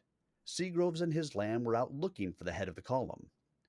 The lamb cruised through the tall canyons of clouds, its twin allied AVR-Tech 125 jet propulsion units throttled back as low as they go without sending the lamb into an uncontrolled stall. The IR sensor and the motion detector systems were set on high area scan so that they swept back and forth over the broadest possible area. Seagroves had also turned the sensor warning klaxon up to its greatest sensitivity so that he didn't have to pay attention to the plot. This was flying the way it was meant to be, almost silent, almost like being a piece of the clouds themselves. Knowing that he was alone in the vault of blue and white, he could go anywhere without fearing hostile activity. He slid between a pair of towering white columns and butted his way through an errant vaporous arm that reached out across the gulf like a gigantic ethereal arch. The cotton whipped past the canopy, and the lamb drifted out over a vast chasm that fell away to the green carpet below. Then, suddenly, the klaxon went off with an insistent screech. Both IR and motion sensors had discovered something 6 kilometers below. Seagrove sat forward against the restraining harness and adjusted the tuning dials to bring the digital scan to finer scale. The plot plan reduced to a smaller and smaller area until the twin sensors indicated the same target. Red corners descended on the small single blip until they converged as a single reading. Target identification scrolled across the HUD. A locust, moving at a walk, fully armed. Seagrove studied the 8-digit coordinate readout and called Vost with the information.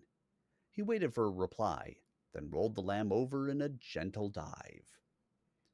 The pilot's problem with the lamb had to do with target location. Deep in the trees, the IR and the motion detectors gave accurate information, but there was no chance of visual lock and identification. That would mean that he would be firing the laser battery on instruments only. That was an acceptable procedure, but in this case, Seagroves knew that there was intervening terrain. The trees, triple thick with overhead cover, would have been easy for a multiple short-range missile system or PPC. The heavy weapons would pound through the crud and bore in on the target. The lasers, however, would strike the leaves and make them flash into steam. With enough laser energy directed at the leaves long enough, the same thing would happen. But diving on a moving, even a slowly moving target at 900 kilometers per hour did not allow enough time for the lasers to bore through. He could scare the target, but unless it stood still and fought, there was no way he could get to it. The lamb came screaming over the trees, and Seagroves triggered the full battery as his screen went green. There was a flash of steam and a momentary glow as the laser energy bit into the foliage. Then the lamb was past the target and into a gentle climb. He checked the sensors. The target was still moving, putting new foliage between it and its attacker. As Seagroves pulled up into a gentle hammerhead stall, the fuel expenditure light flashed and began beeping. The light came on when the fuel load reached half value, and the tone would continue at 30-second intervals until the tanks were dry. He still had plenty of fuel for this mission, but now there was something else to think about. He didn't need either the light or the noise. Seagroves reached forward against the harness and twisted the light from its bayonet socket, silencing the beeping at the same time. He would replace it when he landed. It went against his training as a pilot to allow the light to remain out, a known gig on the maintenance report. And Elizabeth Hund, his senior tech, would be all over him like a blanket if he didn't report it. But, then again, even if he ran out of fuel, he could always glide in and walk the mech home.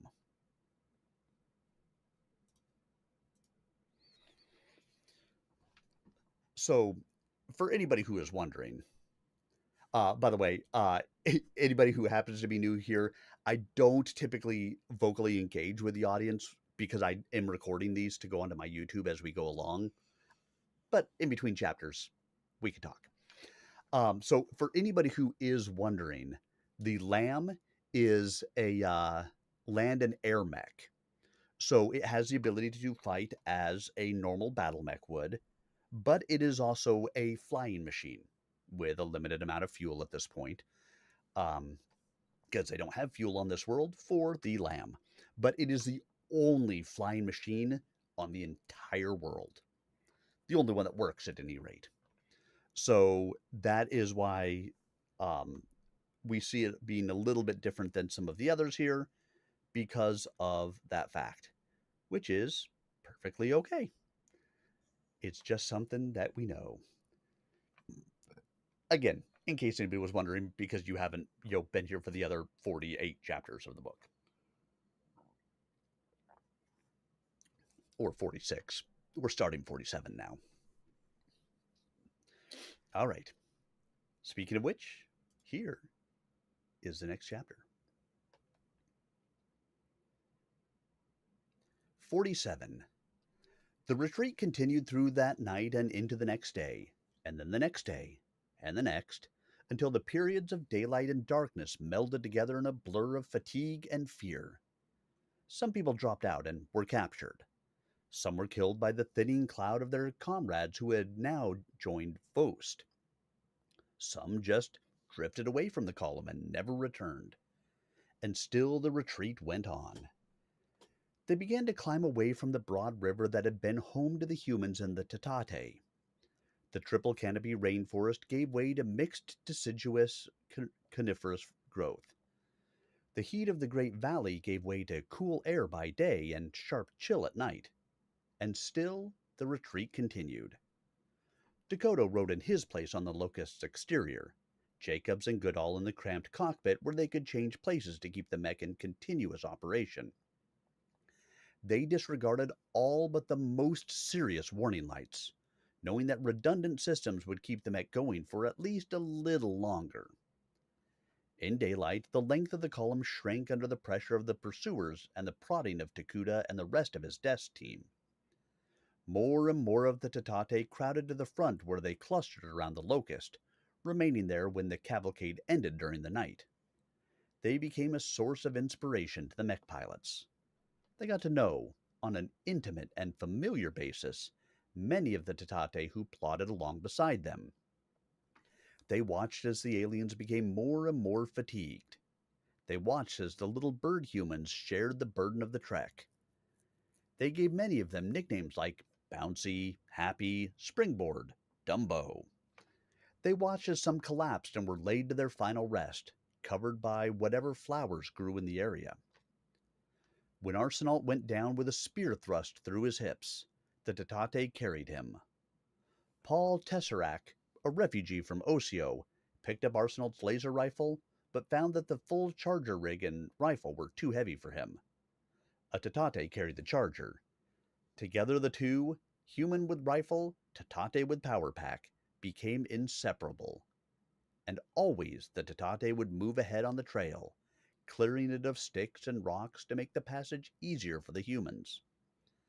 By the time the last member of the column passed a point, the trail was as smooth as energy and imagination could make it.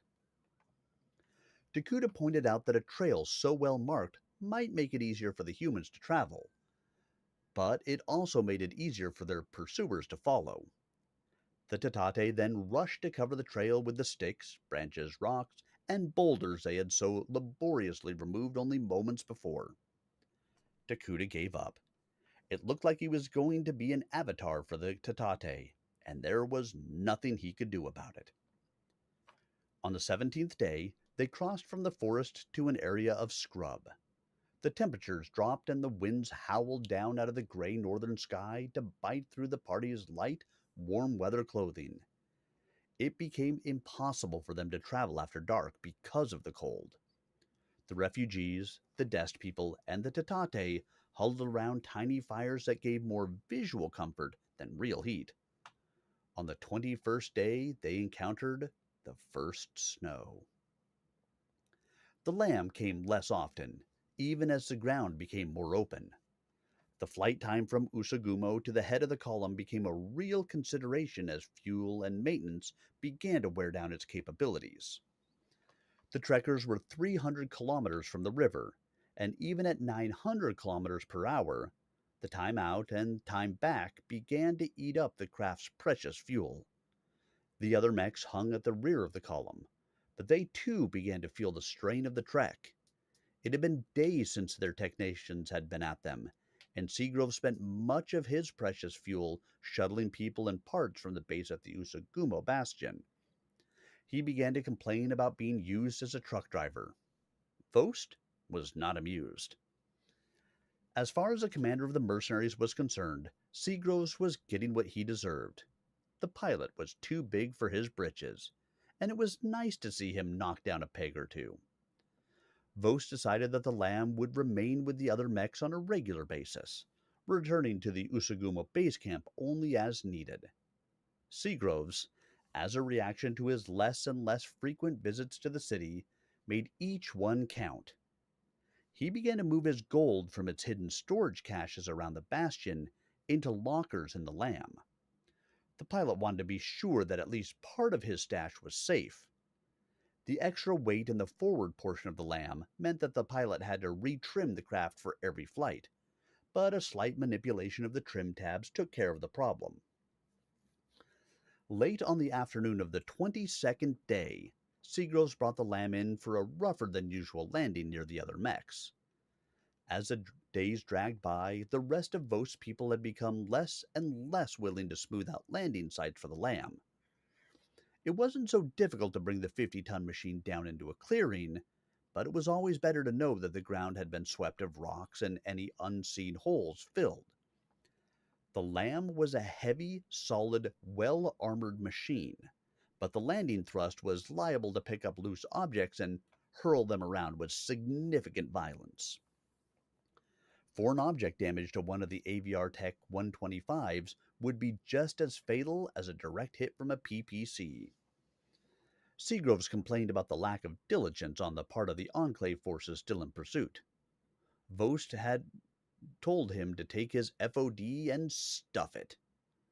"Your problem," said Vost, with the sneer that had become a permanent expression on his face, "is that you're afraid to fly. All you ever do is gripe. I don't know why, but it seems that the longer you guys fly, the more your guts turn to water. I'm surprised they don't issue you pilots diapers to keep your uniforms clean. I'll bet Hoon spends more time cleaning your pants than she does maintaining the Lamb." Seagroves clenched his fists in frustration. "I'm a professional pilot, and I plan to stay alive as a pilot. When you're 4 kilometers above the surface of a planet, falling can be very permanent. It's one thing to fall over in one of your land-bound machines, but in the air, any mistake can be fatal. Having some FOD break a fuel lead or damage a heat sensor or trim control can be fatal. All you guys on the ground have to do is clean up a bit. Is that too much to ask?" "Flying a computer-assisted fly-by-wire Lamb isn't all that hard," Vost scoffed contemptuously. "Remember, I'm Lamb qualified too." "You think so? You think so? Having flown one once doesn't make you qualified. Here," said Seagroves, digging into a trouser pocket. "Here, take the security decoupling system. If you think it's so easy, you fly it." Seagroves flipped the interlock disconnect control pack into the air. Vost snatched it with an evil grin. "I will. And just to show you what a good guy I am, here's the interlock to the Panther. Have a good day." Vost turned on his heel and made his way to the access ladder. Seagroves watched as the other man climbed up the side of the Lamb and crawled through the hinged port in the belly of the hawk portion of the combination. The deposed pilot jumped clear as Vost fired up the propulsion unit and let the twin turbos wind to a high whine. Seagroves listened with an experienced ear, criticizing the revs as being too high for the needed maneuver. Vost had a lead foot.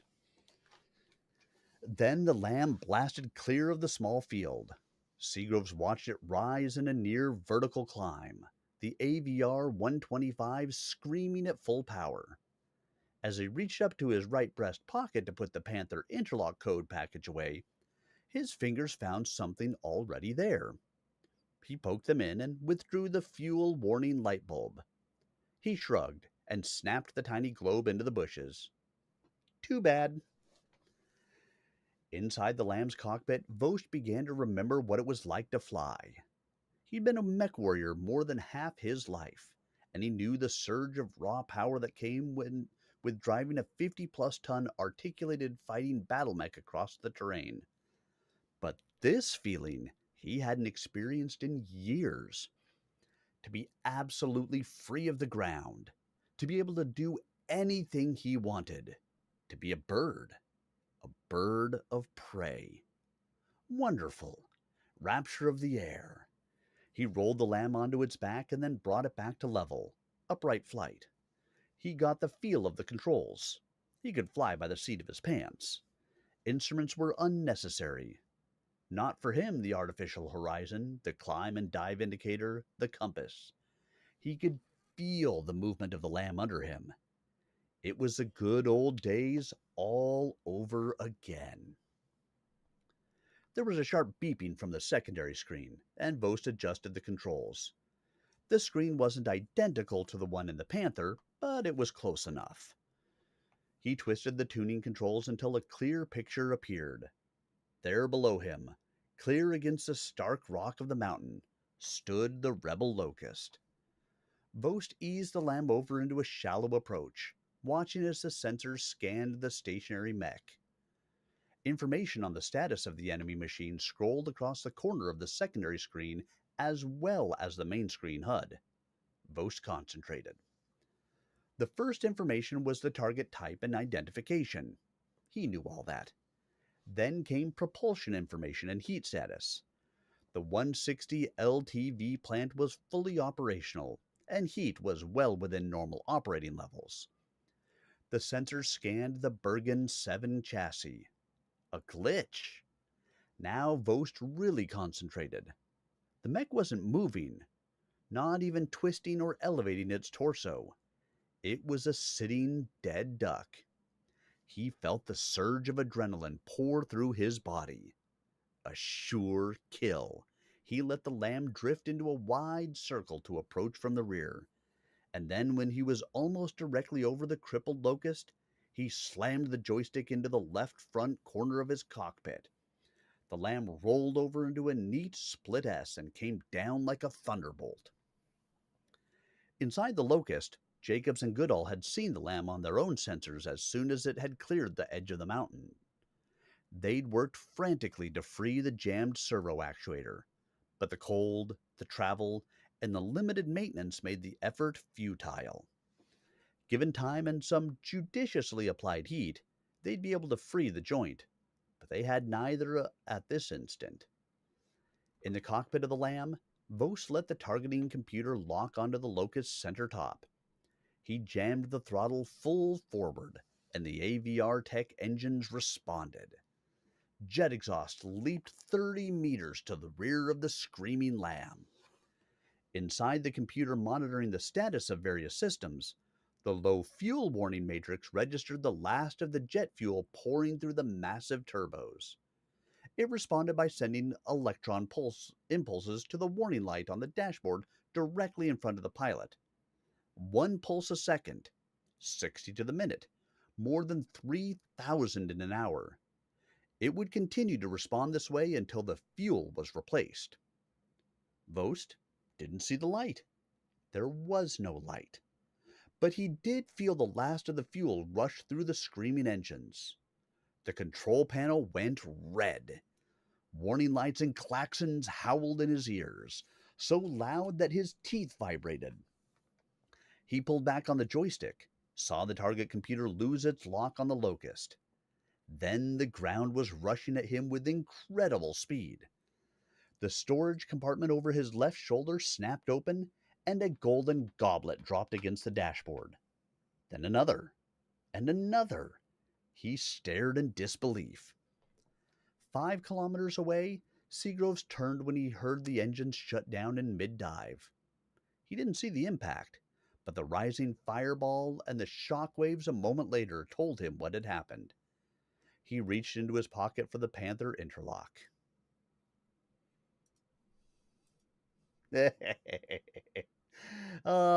Boast always, he was just convinced he was the best pilot. Ran out of fuel and crashed the only plane in the entire world into the ground. You gotta love some karma for him, right? Again, guys, if you guys are just joining in, thanks for being here with me. I hope you are enjoying Far Country. Whether you're on any of the streaming services I'm on right now, Twitch, YouTube, Kick, and TikTok. I'm on all of them. I'm there with you guys. Thanks for being here with me. If you're enjoying the story, let me know. Your comments are always welcome, even if I don't get to respond to them while I am reading. And of course, if you want to catch any of the previous chapters, I will, up through chapter 40 is on my YouTube now, youtube.com/@SirArminius. And the rest of these will be on my YouTube by end of evening, as long as YouTube works as it's supposed to. Quick sip of tea, and then we're in for chapter 48. Again, hope you guys are enjoying, and thanks so much for being here with me.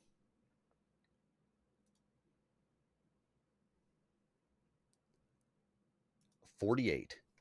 Seagroves and Pesht talked over the unfortunate and untimely death of their leader, though neither mercenary was particularly heartbroken at the loss. Seagroves was a bit put out at the destruction of the Lamb, but lacking jet fuel and without propulsion, the Lamb was just an overweight machine. And neither man was completely aware of the contract Faust had made. They decided to make the long hike back to Usagumo and start over. After all, the contract had been fulfilled. They'd driven the rebels over the mountains and destroyed their mechs. Though they couldn't be completely sure of that, there was no one to dispute their report. If natural predators and starvation didn't get them first, the Tatate and the deserters would probably freeze to death in the high mountains. The Panther and the Javelin turned west toward the distant plain. In the high mountains to the east, the ragged band of refugees staggered upward. The Locust had been pampered and coaxed into activity once more, but it moved with the unsteady gait of a tired man. It was no longer a smooth, even ride, but made rolling, halting steps that threatened to throw Dakota off his perch on the carapace. Service in and around the Locust was prized duty. Under normal conditions, the heat generated by the power plant was a danger to the operation of any mech of its class. Now, with the wind howling through the canyons with enough force to stagger the 20-ton mech and pluck the unwary from the narrow path, being near that warmth was a lifesaver. At night, when it became too dangerous to travel, the body of the Locust would squat low, the survivors huddling in its lee. At last they found and crossed the high pass. There was a celebration in the ranks, despite the difficulty in eking enthusiasm out of their chilled, exhausted bodies. There were those who thought it meant the trek was over, but the long, winding rifts that fell away promised more hardship and starvation. The chargers for the laser weapons continued to draw power each night from the fusion core of the Locust, so ammunition was no problem for Takuda. Horg discovered that the rifle, set on low power, could be drained into the rock strata, heating the stone to near incandescence. Around its heated surface, the frigid refugees would huddle until the most violent spasms of shivering passed. With the Locust's unlimited power, there was no worry about running out. The only worry, as expressed by Goodall and Jacobs to Takuda, was that the mech itself might fail. It was in danger of simply falling apart. In any other lance, it would have been consigned to depot maintenance for a good long rest, but they had no such luxury. Goodall commented that if she were in the real world, wherever that was, she'd be severely reprimanded for the condition of the mech.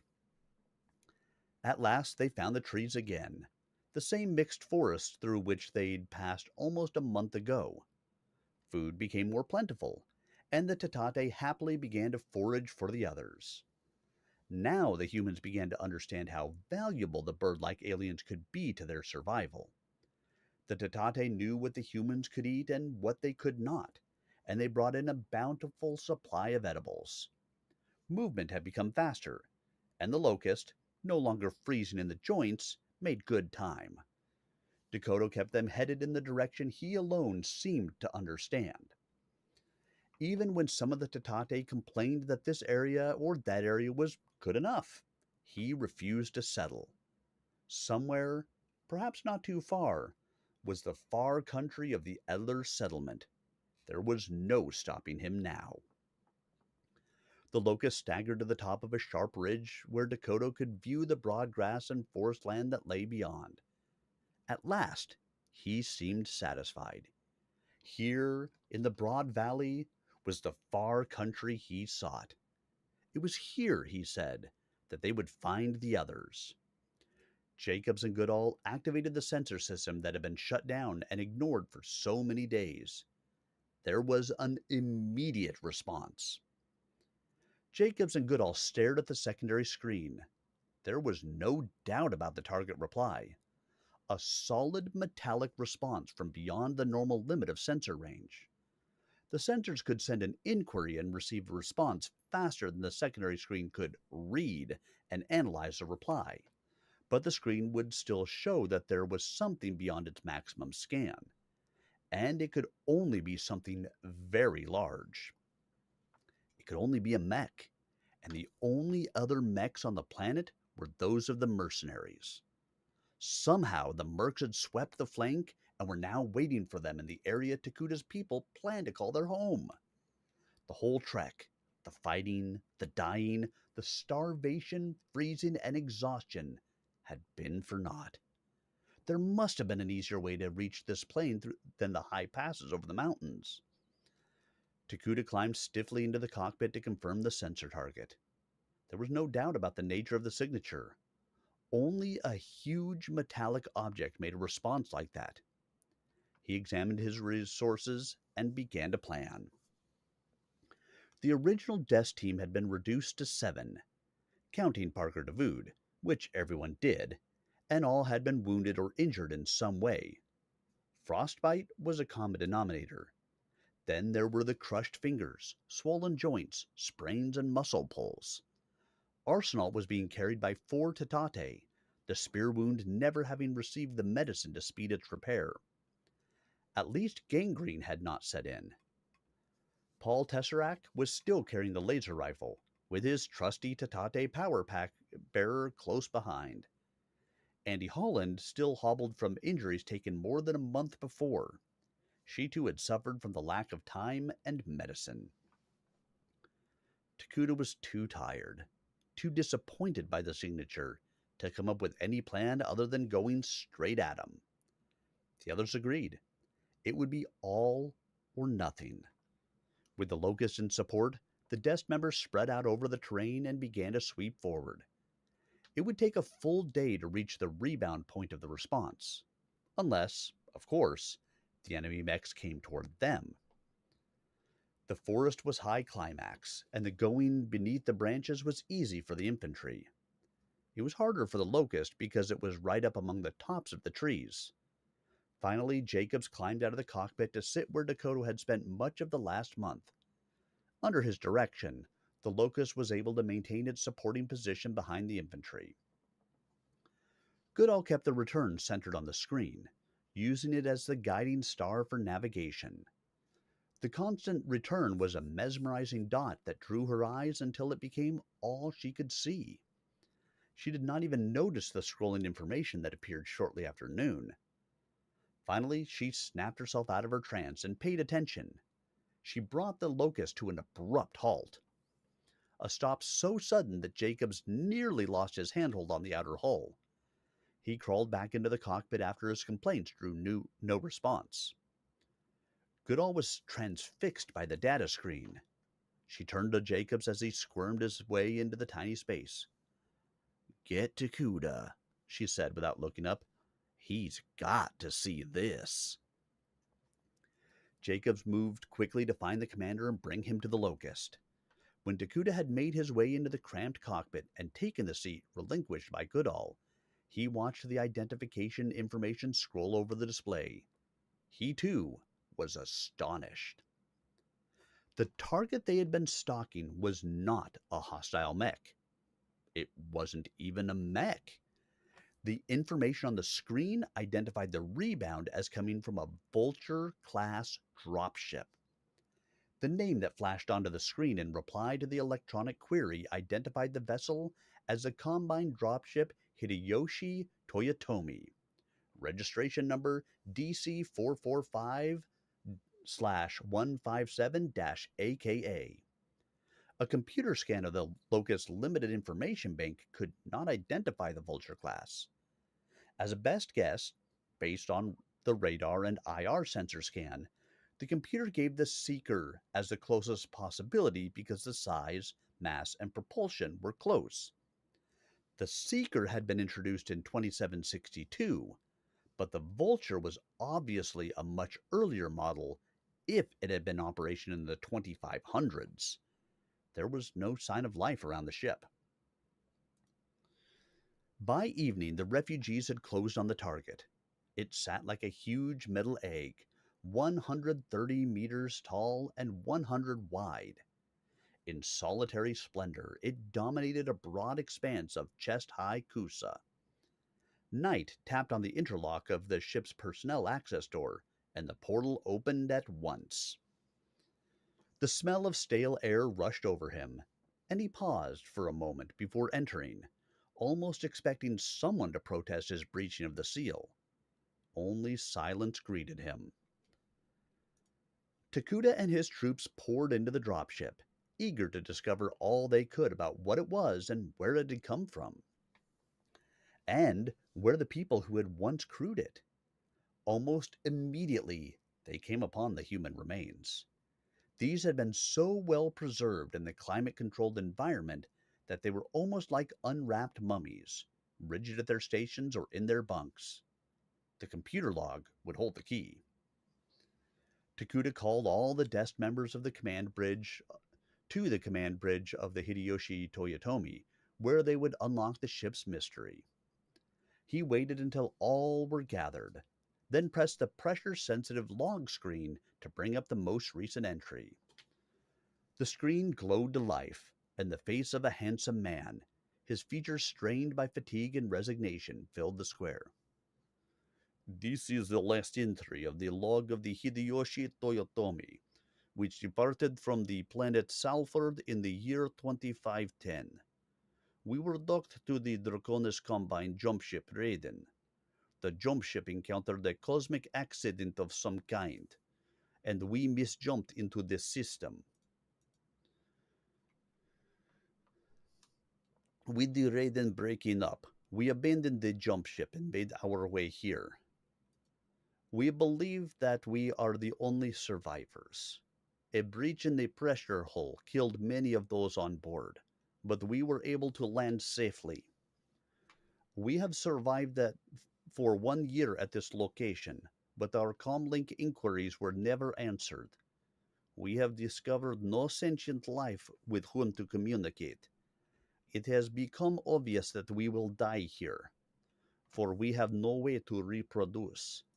There were a dozen women aboard ship when we made the jump, but the breach in the pressure hull took the lives of all of them. Thus we are a society of 25 men.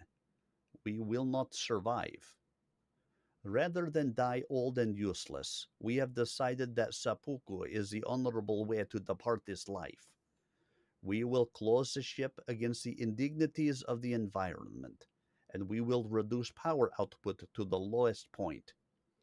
We trust that at some time, when we are discovered, the Hideyoshi Toyotomi will be in a condition to bring honor to its crew. This is Captain and Master Pama Tohoku of the Draconis Combine ship Hideyoshi Toyotomi, wishing good luck to those who find us. signing off. Takuda and the rest stood in silence as the transmission ended. This was the nugget at the heart of the legend. It was one of those who had fallen from the sky with fire. The survivors had not become a society that would save the Tatate, at least not by their action. But perhaps they had, in their own way, given the little bird people a chance to live a life of freedom and security. Here, far across the mountains, it would be years, perhaps decades, before the humans of the vast plains ventured this far. Here, they would have the fresh start they so needed. But there was now the question of the humans themselves. Here, sitting silent and barely alive, was a transport that could free them of this planet. Perhaps it would be possible to reach one of the stranded jump ships now hanging as orbital junk above the planet. Perhaps there was a way off. And even if they could not reach the ships or get them operational, there was another habitable planet within the star system. They could go there.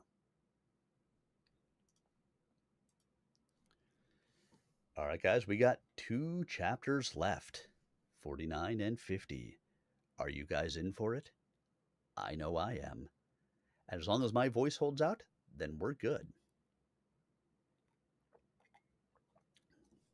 Again, if you're enjoying, please let me know. I'd love to hear it. Like, follow, subscribe, do all those things across the different services, wherever you happen to be. You'll give that love, would you?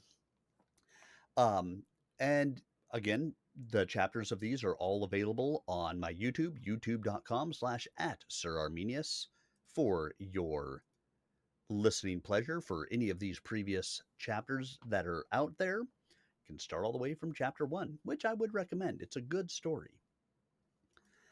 And other than that, let's get back to it, shall we?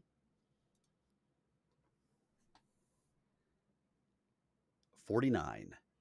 Davoud and Jacobs began a detailed examination of the ship. It wasn't that they were looking for something, they were looking for everything.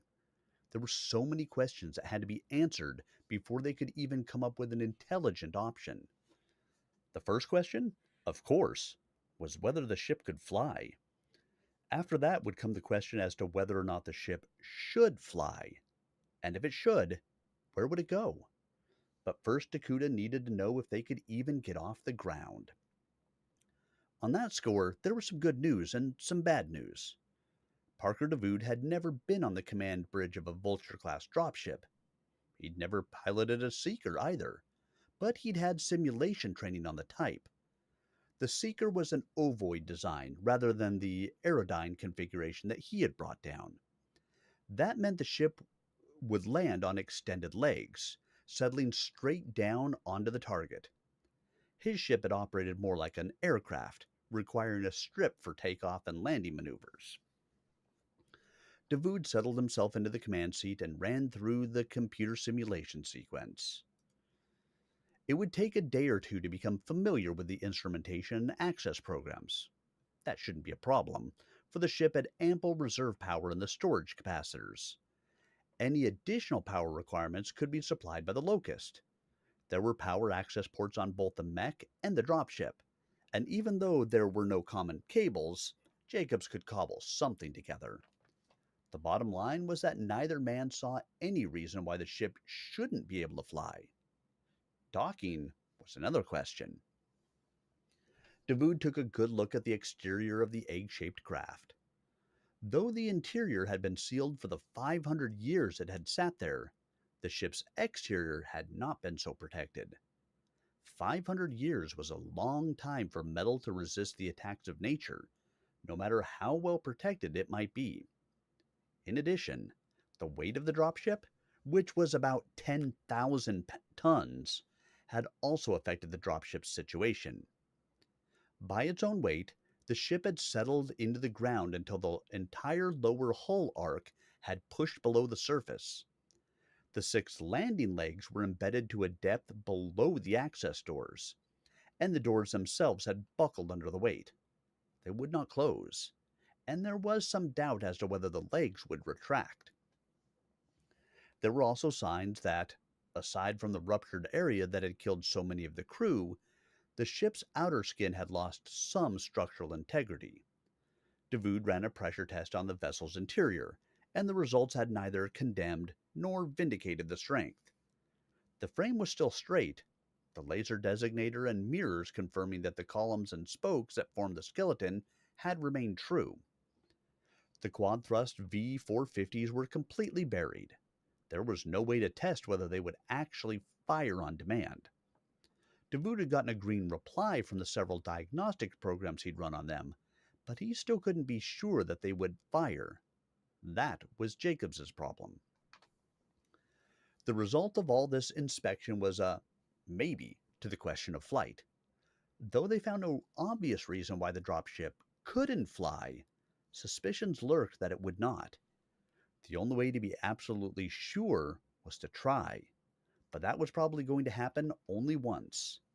It might fly the first time, but the chances of it being able to do it more than once were a gamble Davoud was not thrilled about taking. Jacobs's news was not as good. Getting the fusion core restarted would be a problem because it had died long before. They could create a magnetic vessel to contain the reaction from the energy of the Locust's own reactor. It had enough power, assuming the mech didn't need to move, to generate the bottle. The second problem was supplying the tritium for the reaction core. Tritium was produced by a neutron flux passing through water, which could be produced by breaking up the shielding also found around the Locust reactor and filling the cavity with water. So far, so good. They could then extract the water and use electric current to split it into hydrogen and oxygen, then dump the raw hydrogen into the fuel system. The reaction could then be triggered by firing a laser through the tritium inside the bottle. Voila! Reaction. The Locust medium laser had more than enough kilojoules to initiate the process. But the biggest but was the impossibility of getting the laser energy into the center of the reactor housing. The only way would be to separate the laser from the Locust's chin mount and carry it into the dropship. If all those tasks could be accomplished, the dropship would have power. That was fine for the energy requirements of the vessel, but none of that would get it off the ground.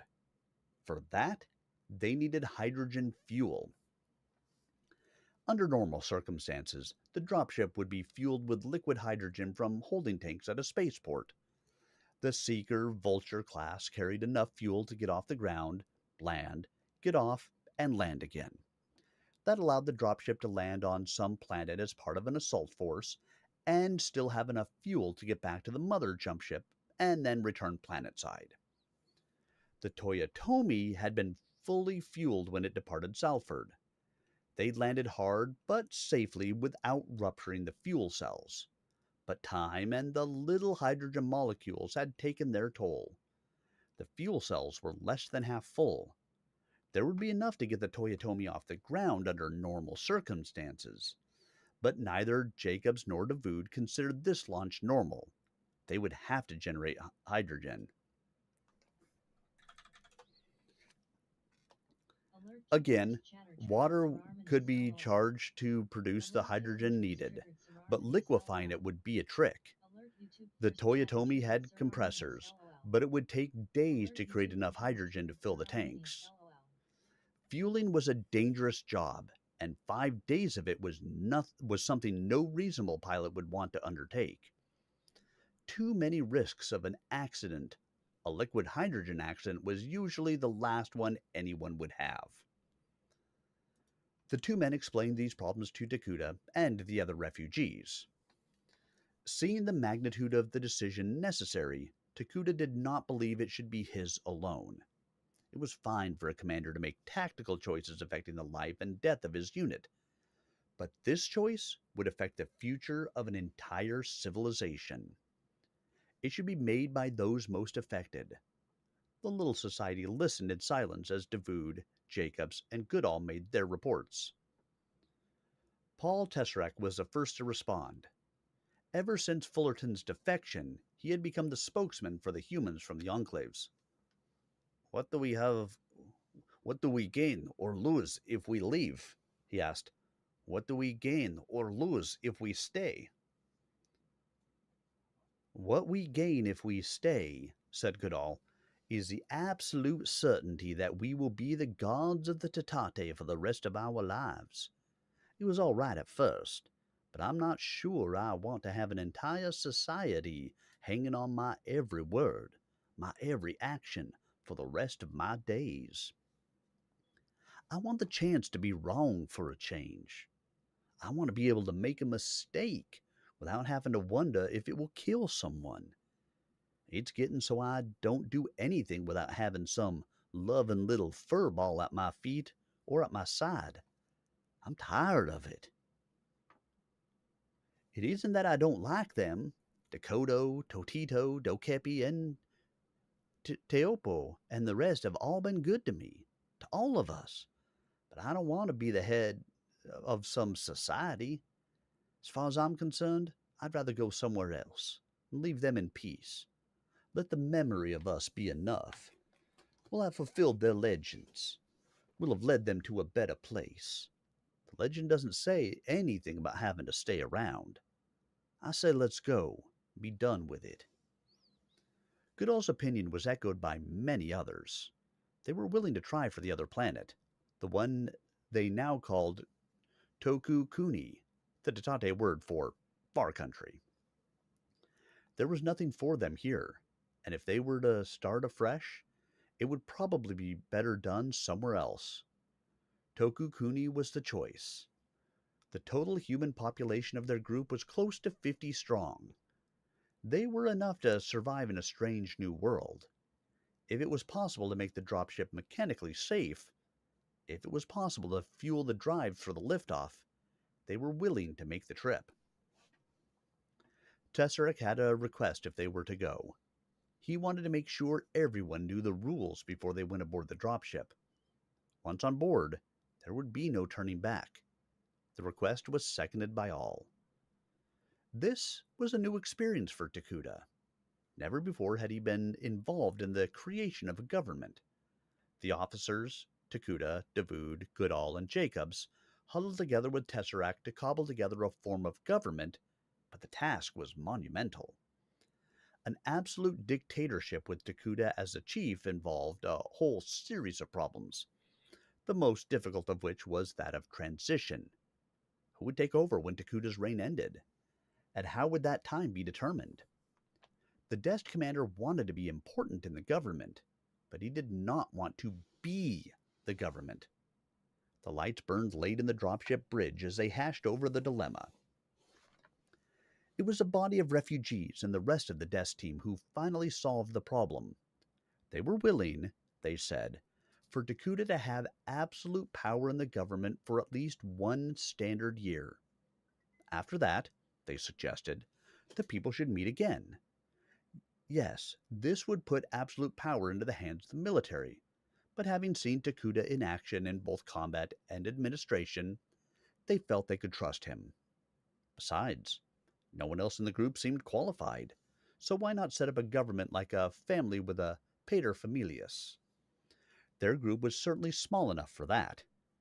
According to the refugees, Takuda's greatest assets were his contemplative nature and his unwillingness to use his power in an arrogant or selfish manner.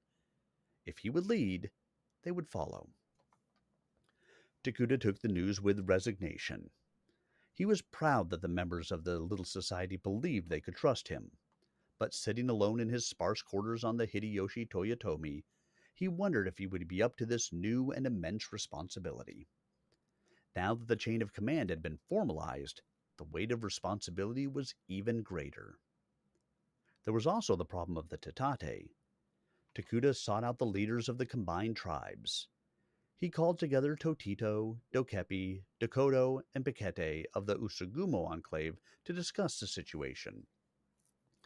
The decision that the humans, especially Goodall, Jacobs, and Takuda, were about to depart threw the aliens into a panic. They had only just decided that the humans were the symbols of their new life, and now they would be deserting them. No, said Takuda. We are not deserting you. There was the legend that other humans would come to lead you to a better life, and that part of the legend has been fulfilled. There is nothing in the myth that says that the humans will remain to rule or guide. The ruling and the guiding must come from your own ranks. You have been through a great ordeal that has shown you your own ability to work together, no matter what your tribe of origin. No one will come here to trouble you for some time. The leaders of the enclaves will be at each other's throats. They will not come here looking for you, and even when they do, many more of your people will have joined you by then. They will hear of you, and they will come. Your force will be strong. From here on, you don't need us anymore. This thing has chapters that end in weird places. Like that, like mid conversation, they're just like, nope, chapter done. But hey, what are you gonna do? It's okay. In case anybody was ever wondering, if you're looking on here and you can see it, if you're on the landscape version, the portrait version, you can't really see it. On the landscape version, you can see the little bird next to me. Those are the tatate. Tatate. Sentient aliens in the Battletech universe. All right, guys. I believe this is the last chapter. We're going to get into chapter 50, and that will end it. Before I start the next one, I do want to say thank you to all of you guys for being here with me. If you do have any recommendations for a next book for me to read, I do this every Tuesday. Let me know. Go ahead and put that recommendation in any of the various chats. I should see all of them. And I'm happy to take a look at it. I am looking for books that do not have audiobooks currently if I can do it. The reason is because if there are other audiobooks that exist out there, hey, go support those narrators and authors. But like Far Country, an audiobook does not exist. So I feel good about doing this, putting it out there for you guys. But if you have recommendations, let me know. I'm thinking I might go back to some Piers Anthony after this, but we'll see. All right, guys, let's get started into the final chapter of Far Country. And don't you love how often they put in the words Far Country? So that way you are understanding they're putting the title of the book right into the book for you. Gotta love it. Here we go.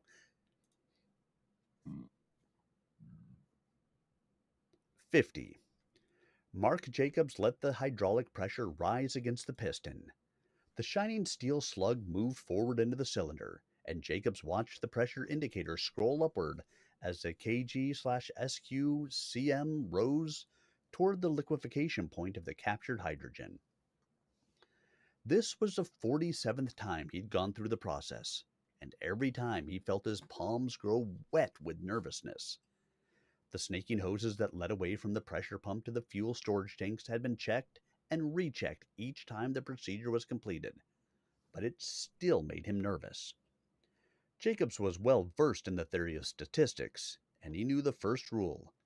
If there exists any chance of a disaster occurring, no matter how slight, it will happen if the procedure is repeated often enough.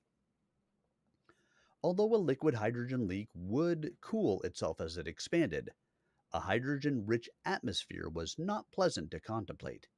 Any spark, would set it off. The only good thing was that if it happened, Jacobs wouldn't be in any condition to worry about it.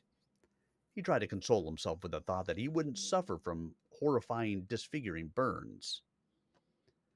He watched the kilograms per square centimeter scroll to liquefaction and held the pressure to which the piston and cylinder cooled. Then he opened the valve and saw the hoses stiffen with the liquid hydrogen. The piston crept forward as the hydrogen rushed through the hoses to the tanks. The pressure dropped, and Jacobs began to breathe again. Outside the dropship, Parker DeVood had crews excavating the landing pads and thruster ports. The pads were easy compared to the difficulty of digging all the way under the ship's ovoid body to open the venturi. Finally, the workers resorted to tunneling under the dropship to reach the openings, which permitted Davood to squirm through to inspect the conic thruster exhausts. They seemed undamaged by the landing, although the number 5 cone showed some distortion. Inside the hull itself, Goodall supervised the placement of the Locust's medium laser in the fusion generator. The other techs had salvaged enough tritium from the coolant water of the Locust's core to initiate fusion if enough heat could be applied. The magnetic containment bottle was ready. Now it was only a matter of throwing the switches, which were, at the moment, in Mark Jacobs's pocket. He had insisted, and reasonably so, that all circuits be absolutely dead while he generated the liquid hydrogen. The only assurance he would accept was to have all the switches with him until fueling was complete. Even then, he demanded that the area be swept for pockets of hydrogen before they went any further. The more fuel he created, the more paranoid he became. As did they all. Sagiri Johnson took over the dismantling of the Locust, though there was little of any value still on the mech. The machine guns and ammunition were stored aboard the dropship, although the vessel itself had plenty of inherent firepower. They would also keep the medium laser, or at least the guts of it, on board the ship. The 3-meter-long barrel would remain where it was, at the request of the Tatate.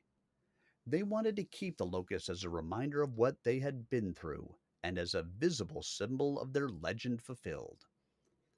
Takuda had granted their request, as long as the Tatate let the humans salvage all usable equipment. He did not know what he and his people would face on Far Country, nor did he think it was a good idea to leave the Tatate with advanced technology they didn't understand.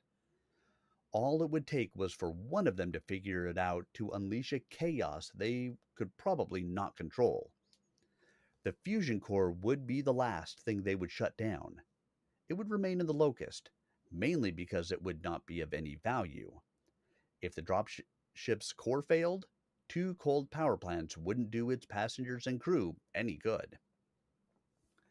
The refugees continued to work on the dropship, now renamed Noah's Ark, until the supervisors reported that they were ready.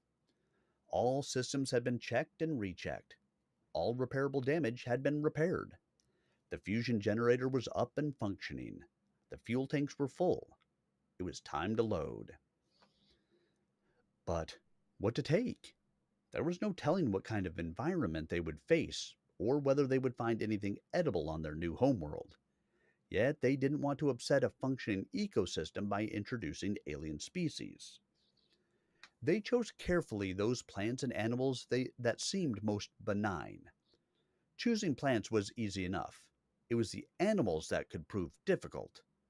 They decided to take neither fish, nor fowl, nor beasts. If they found any of those on Far Country, fine. If not, the humans would just live without them. But insects and worms were another kind of problem. Any vegetation they took would require pollination and fertilization, for which they would need the bugs and stuff. The 2 of each kind idea proved more difficult than anyone at first imagined. Desk members, techs, and humans scoured the fields and woodlands for insects that crawled, burrowed, and flew. For days they wandered about with thin mesh nets in hand, leaping after any tiny thing that often flitted menacingly away. But finally the task was accomplished. Without a biologist on the team, the refugees had needed to observe the plants they wanted to take to learn what kinds of insects played around them. That also took time. They'd also had to catalog and store the specimens, tucking them safely away for the journey. The plants also had to be fed. They had to be watered. Tesseract's people even claimed that they had to be sung to sleep at night. Jacobs and Davood collaborated on the Ark's navigation.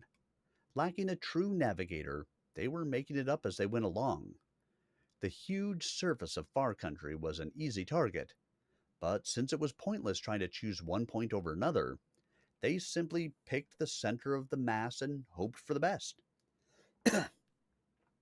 The general coordinates of the proposed landing zone were plugged into the computer and then checked for 3 consecutive days. The computer would get them somewhere within the center of a 100-kilometer circle. After that, it would be up to Davood and Jacobs to get the ship down. The loading doors swung shut and sealed. Personnel doors were closed and dogged down. Checking for leaks, Davood let the pressure rise inside the hull. He held the pressure there for a full 10 minutes.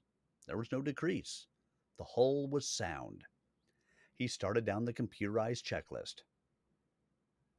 Inertial guidance? Check. Initial firing sequence? Check. All computer systems and backup. Landing hydraulics, secondary firing system, primary thrusters, directional vanes. Everything checked. Davood touched the internal comlink panel. Now hear this. Now hear this. Noah's Ark prepared for liftoff in 5 minutes. All personnel to stations. The last order was unnecessary. The crew and refugees were already securely strapped in to their flight stations. Davood took a deep breath and began the countdown firing sequence. Fuel valves were opened and checked. Green board. Ignition sequence was checked for the last time. Green board. He rocked the landing legs to help break the vacuum under the Ark. Everything still green. He watched the clock scroll backward as the sensor panels came online. In the adjoining seat, Jacobs was opening the engine ports. One last diagnostics of the systems. Green board. 10, 9, 8, 7. Ignite initiators. 6, 5. Open fuel outlet ports. 4. We have ignition. 3, 2. Full burn. 1. Power valves open. Power valves open. Green board. Flame blasted the ground away from the Venturi mouths, creating great chunks of sod and stone under a white-hot cloud. The Ark trembled as the thrust from the 6 engines struggled to break the legs free. Lift off! Davood thought he heard cheering from the personnel bays as the Ark drifted slightly in its rise above the surface, though still without enough thrust for rapid acceleration. Then the power began to take hold, and the dropship lifted on a pillar of flame many times as tall as the ship itself. With a shattering roar, it climbed straight into the sky and vanished from the sight of those on the ground below. At the forest edge, a kilometer away, the Tatate watched the fire rise into the sky. The humans, those who came from the sky with fire, had gone again in the same way they had come. Someday they might return, but that would be another legend. Beneath the Ark as it passed westward, gaining altitude with every millisecond, the circle of the planet grew rapidly smaller. The ship's navigator and commander were too busy watching their destination to see the circles of fire that outlined the enclaves or the smoke that hung over them. In the great open plain of the Usagumo, the Javelin and Panther stalked each other. And that is the end of Far Country. Again, I hope you guys have enjoyed the reading.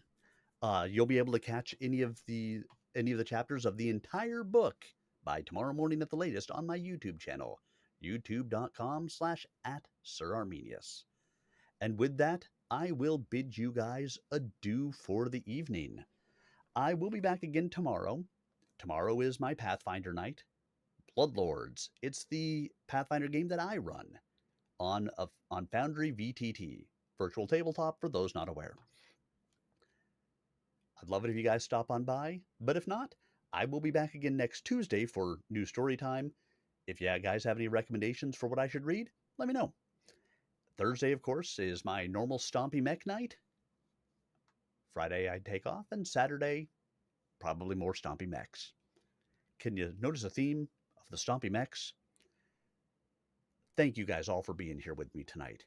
The greatest gift that you can give to a streamer is a gift of your time, and I appreciate that you guys gave me the gift of yours this evening. whether it was for 5 minutes or for 2.5 hours. Whichever way, thank you so much for having been here with me. Again, like, subscribe, follow, do all those fun things so you know when I come on and you help support me as a streamer. I appreciate it. Have yourselves a wonderful evening, and I hope to see you guys all again really soon. Good night, everybody.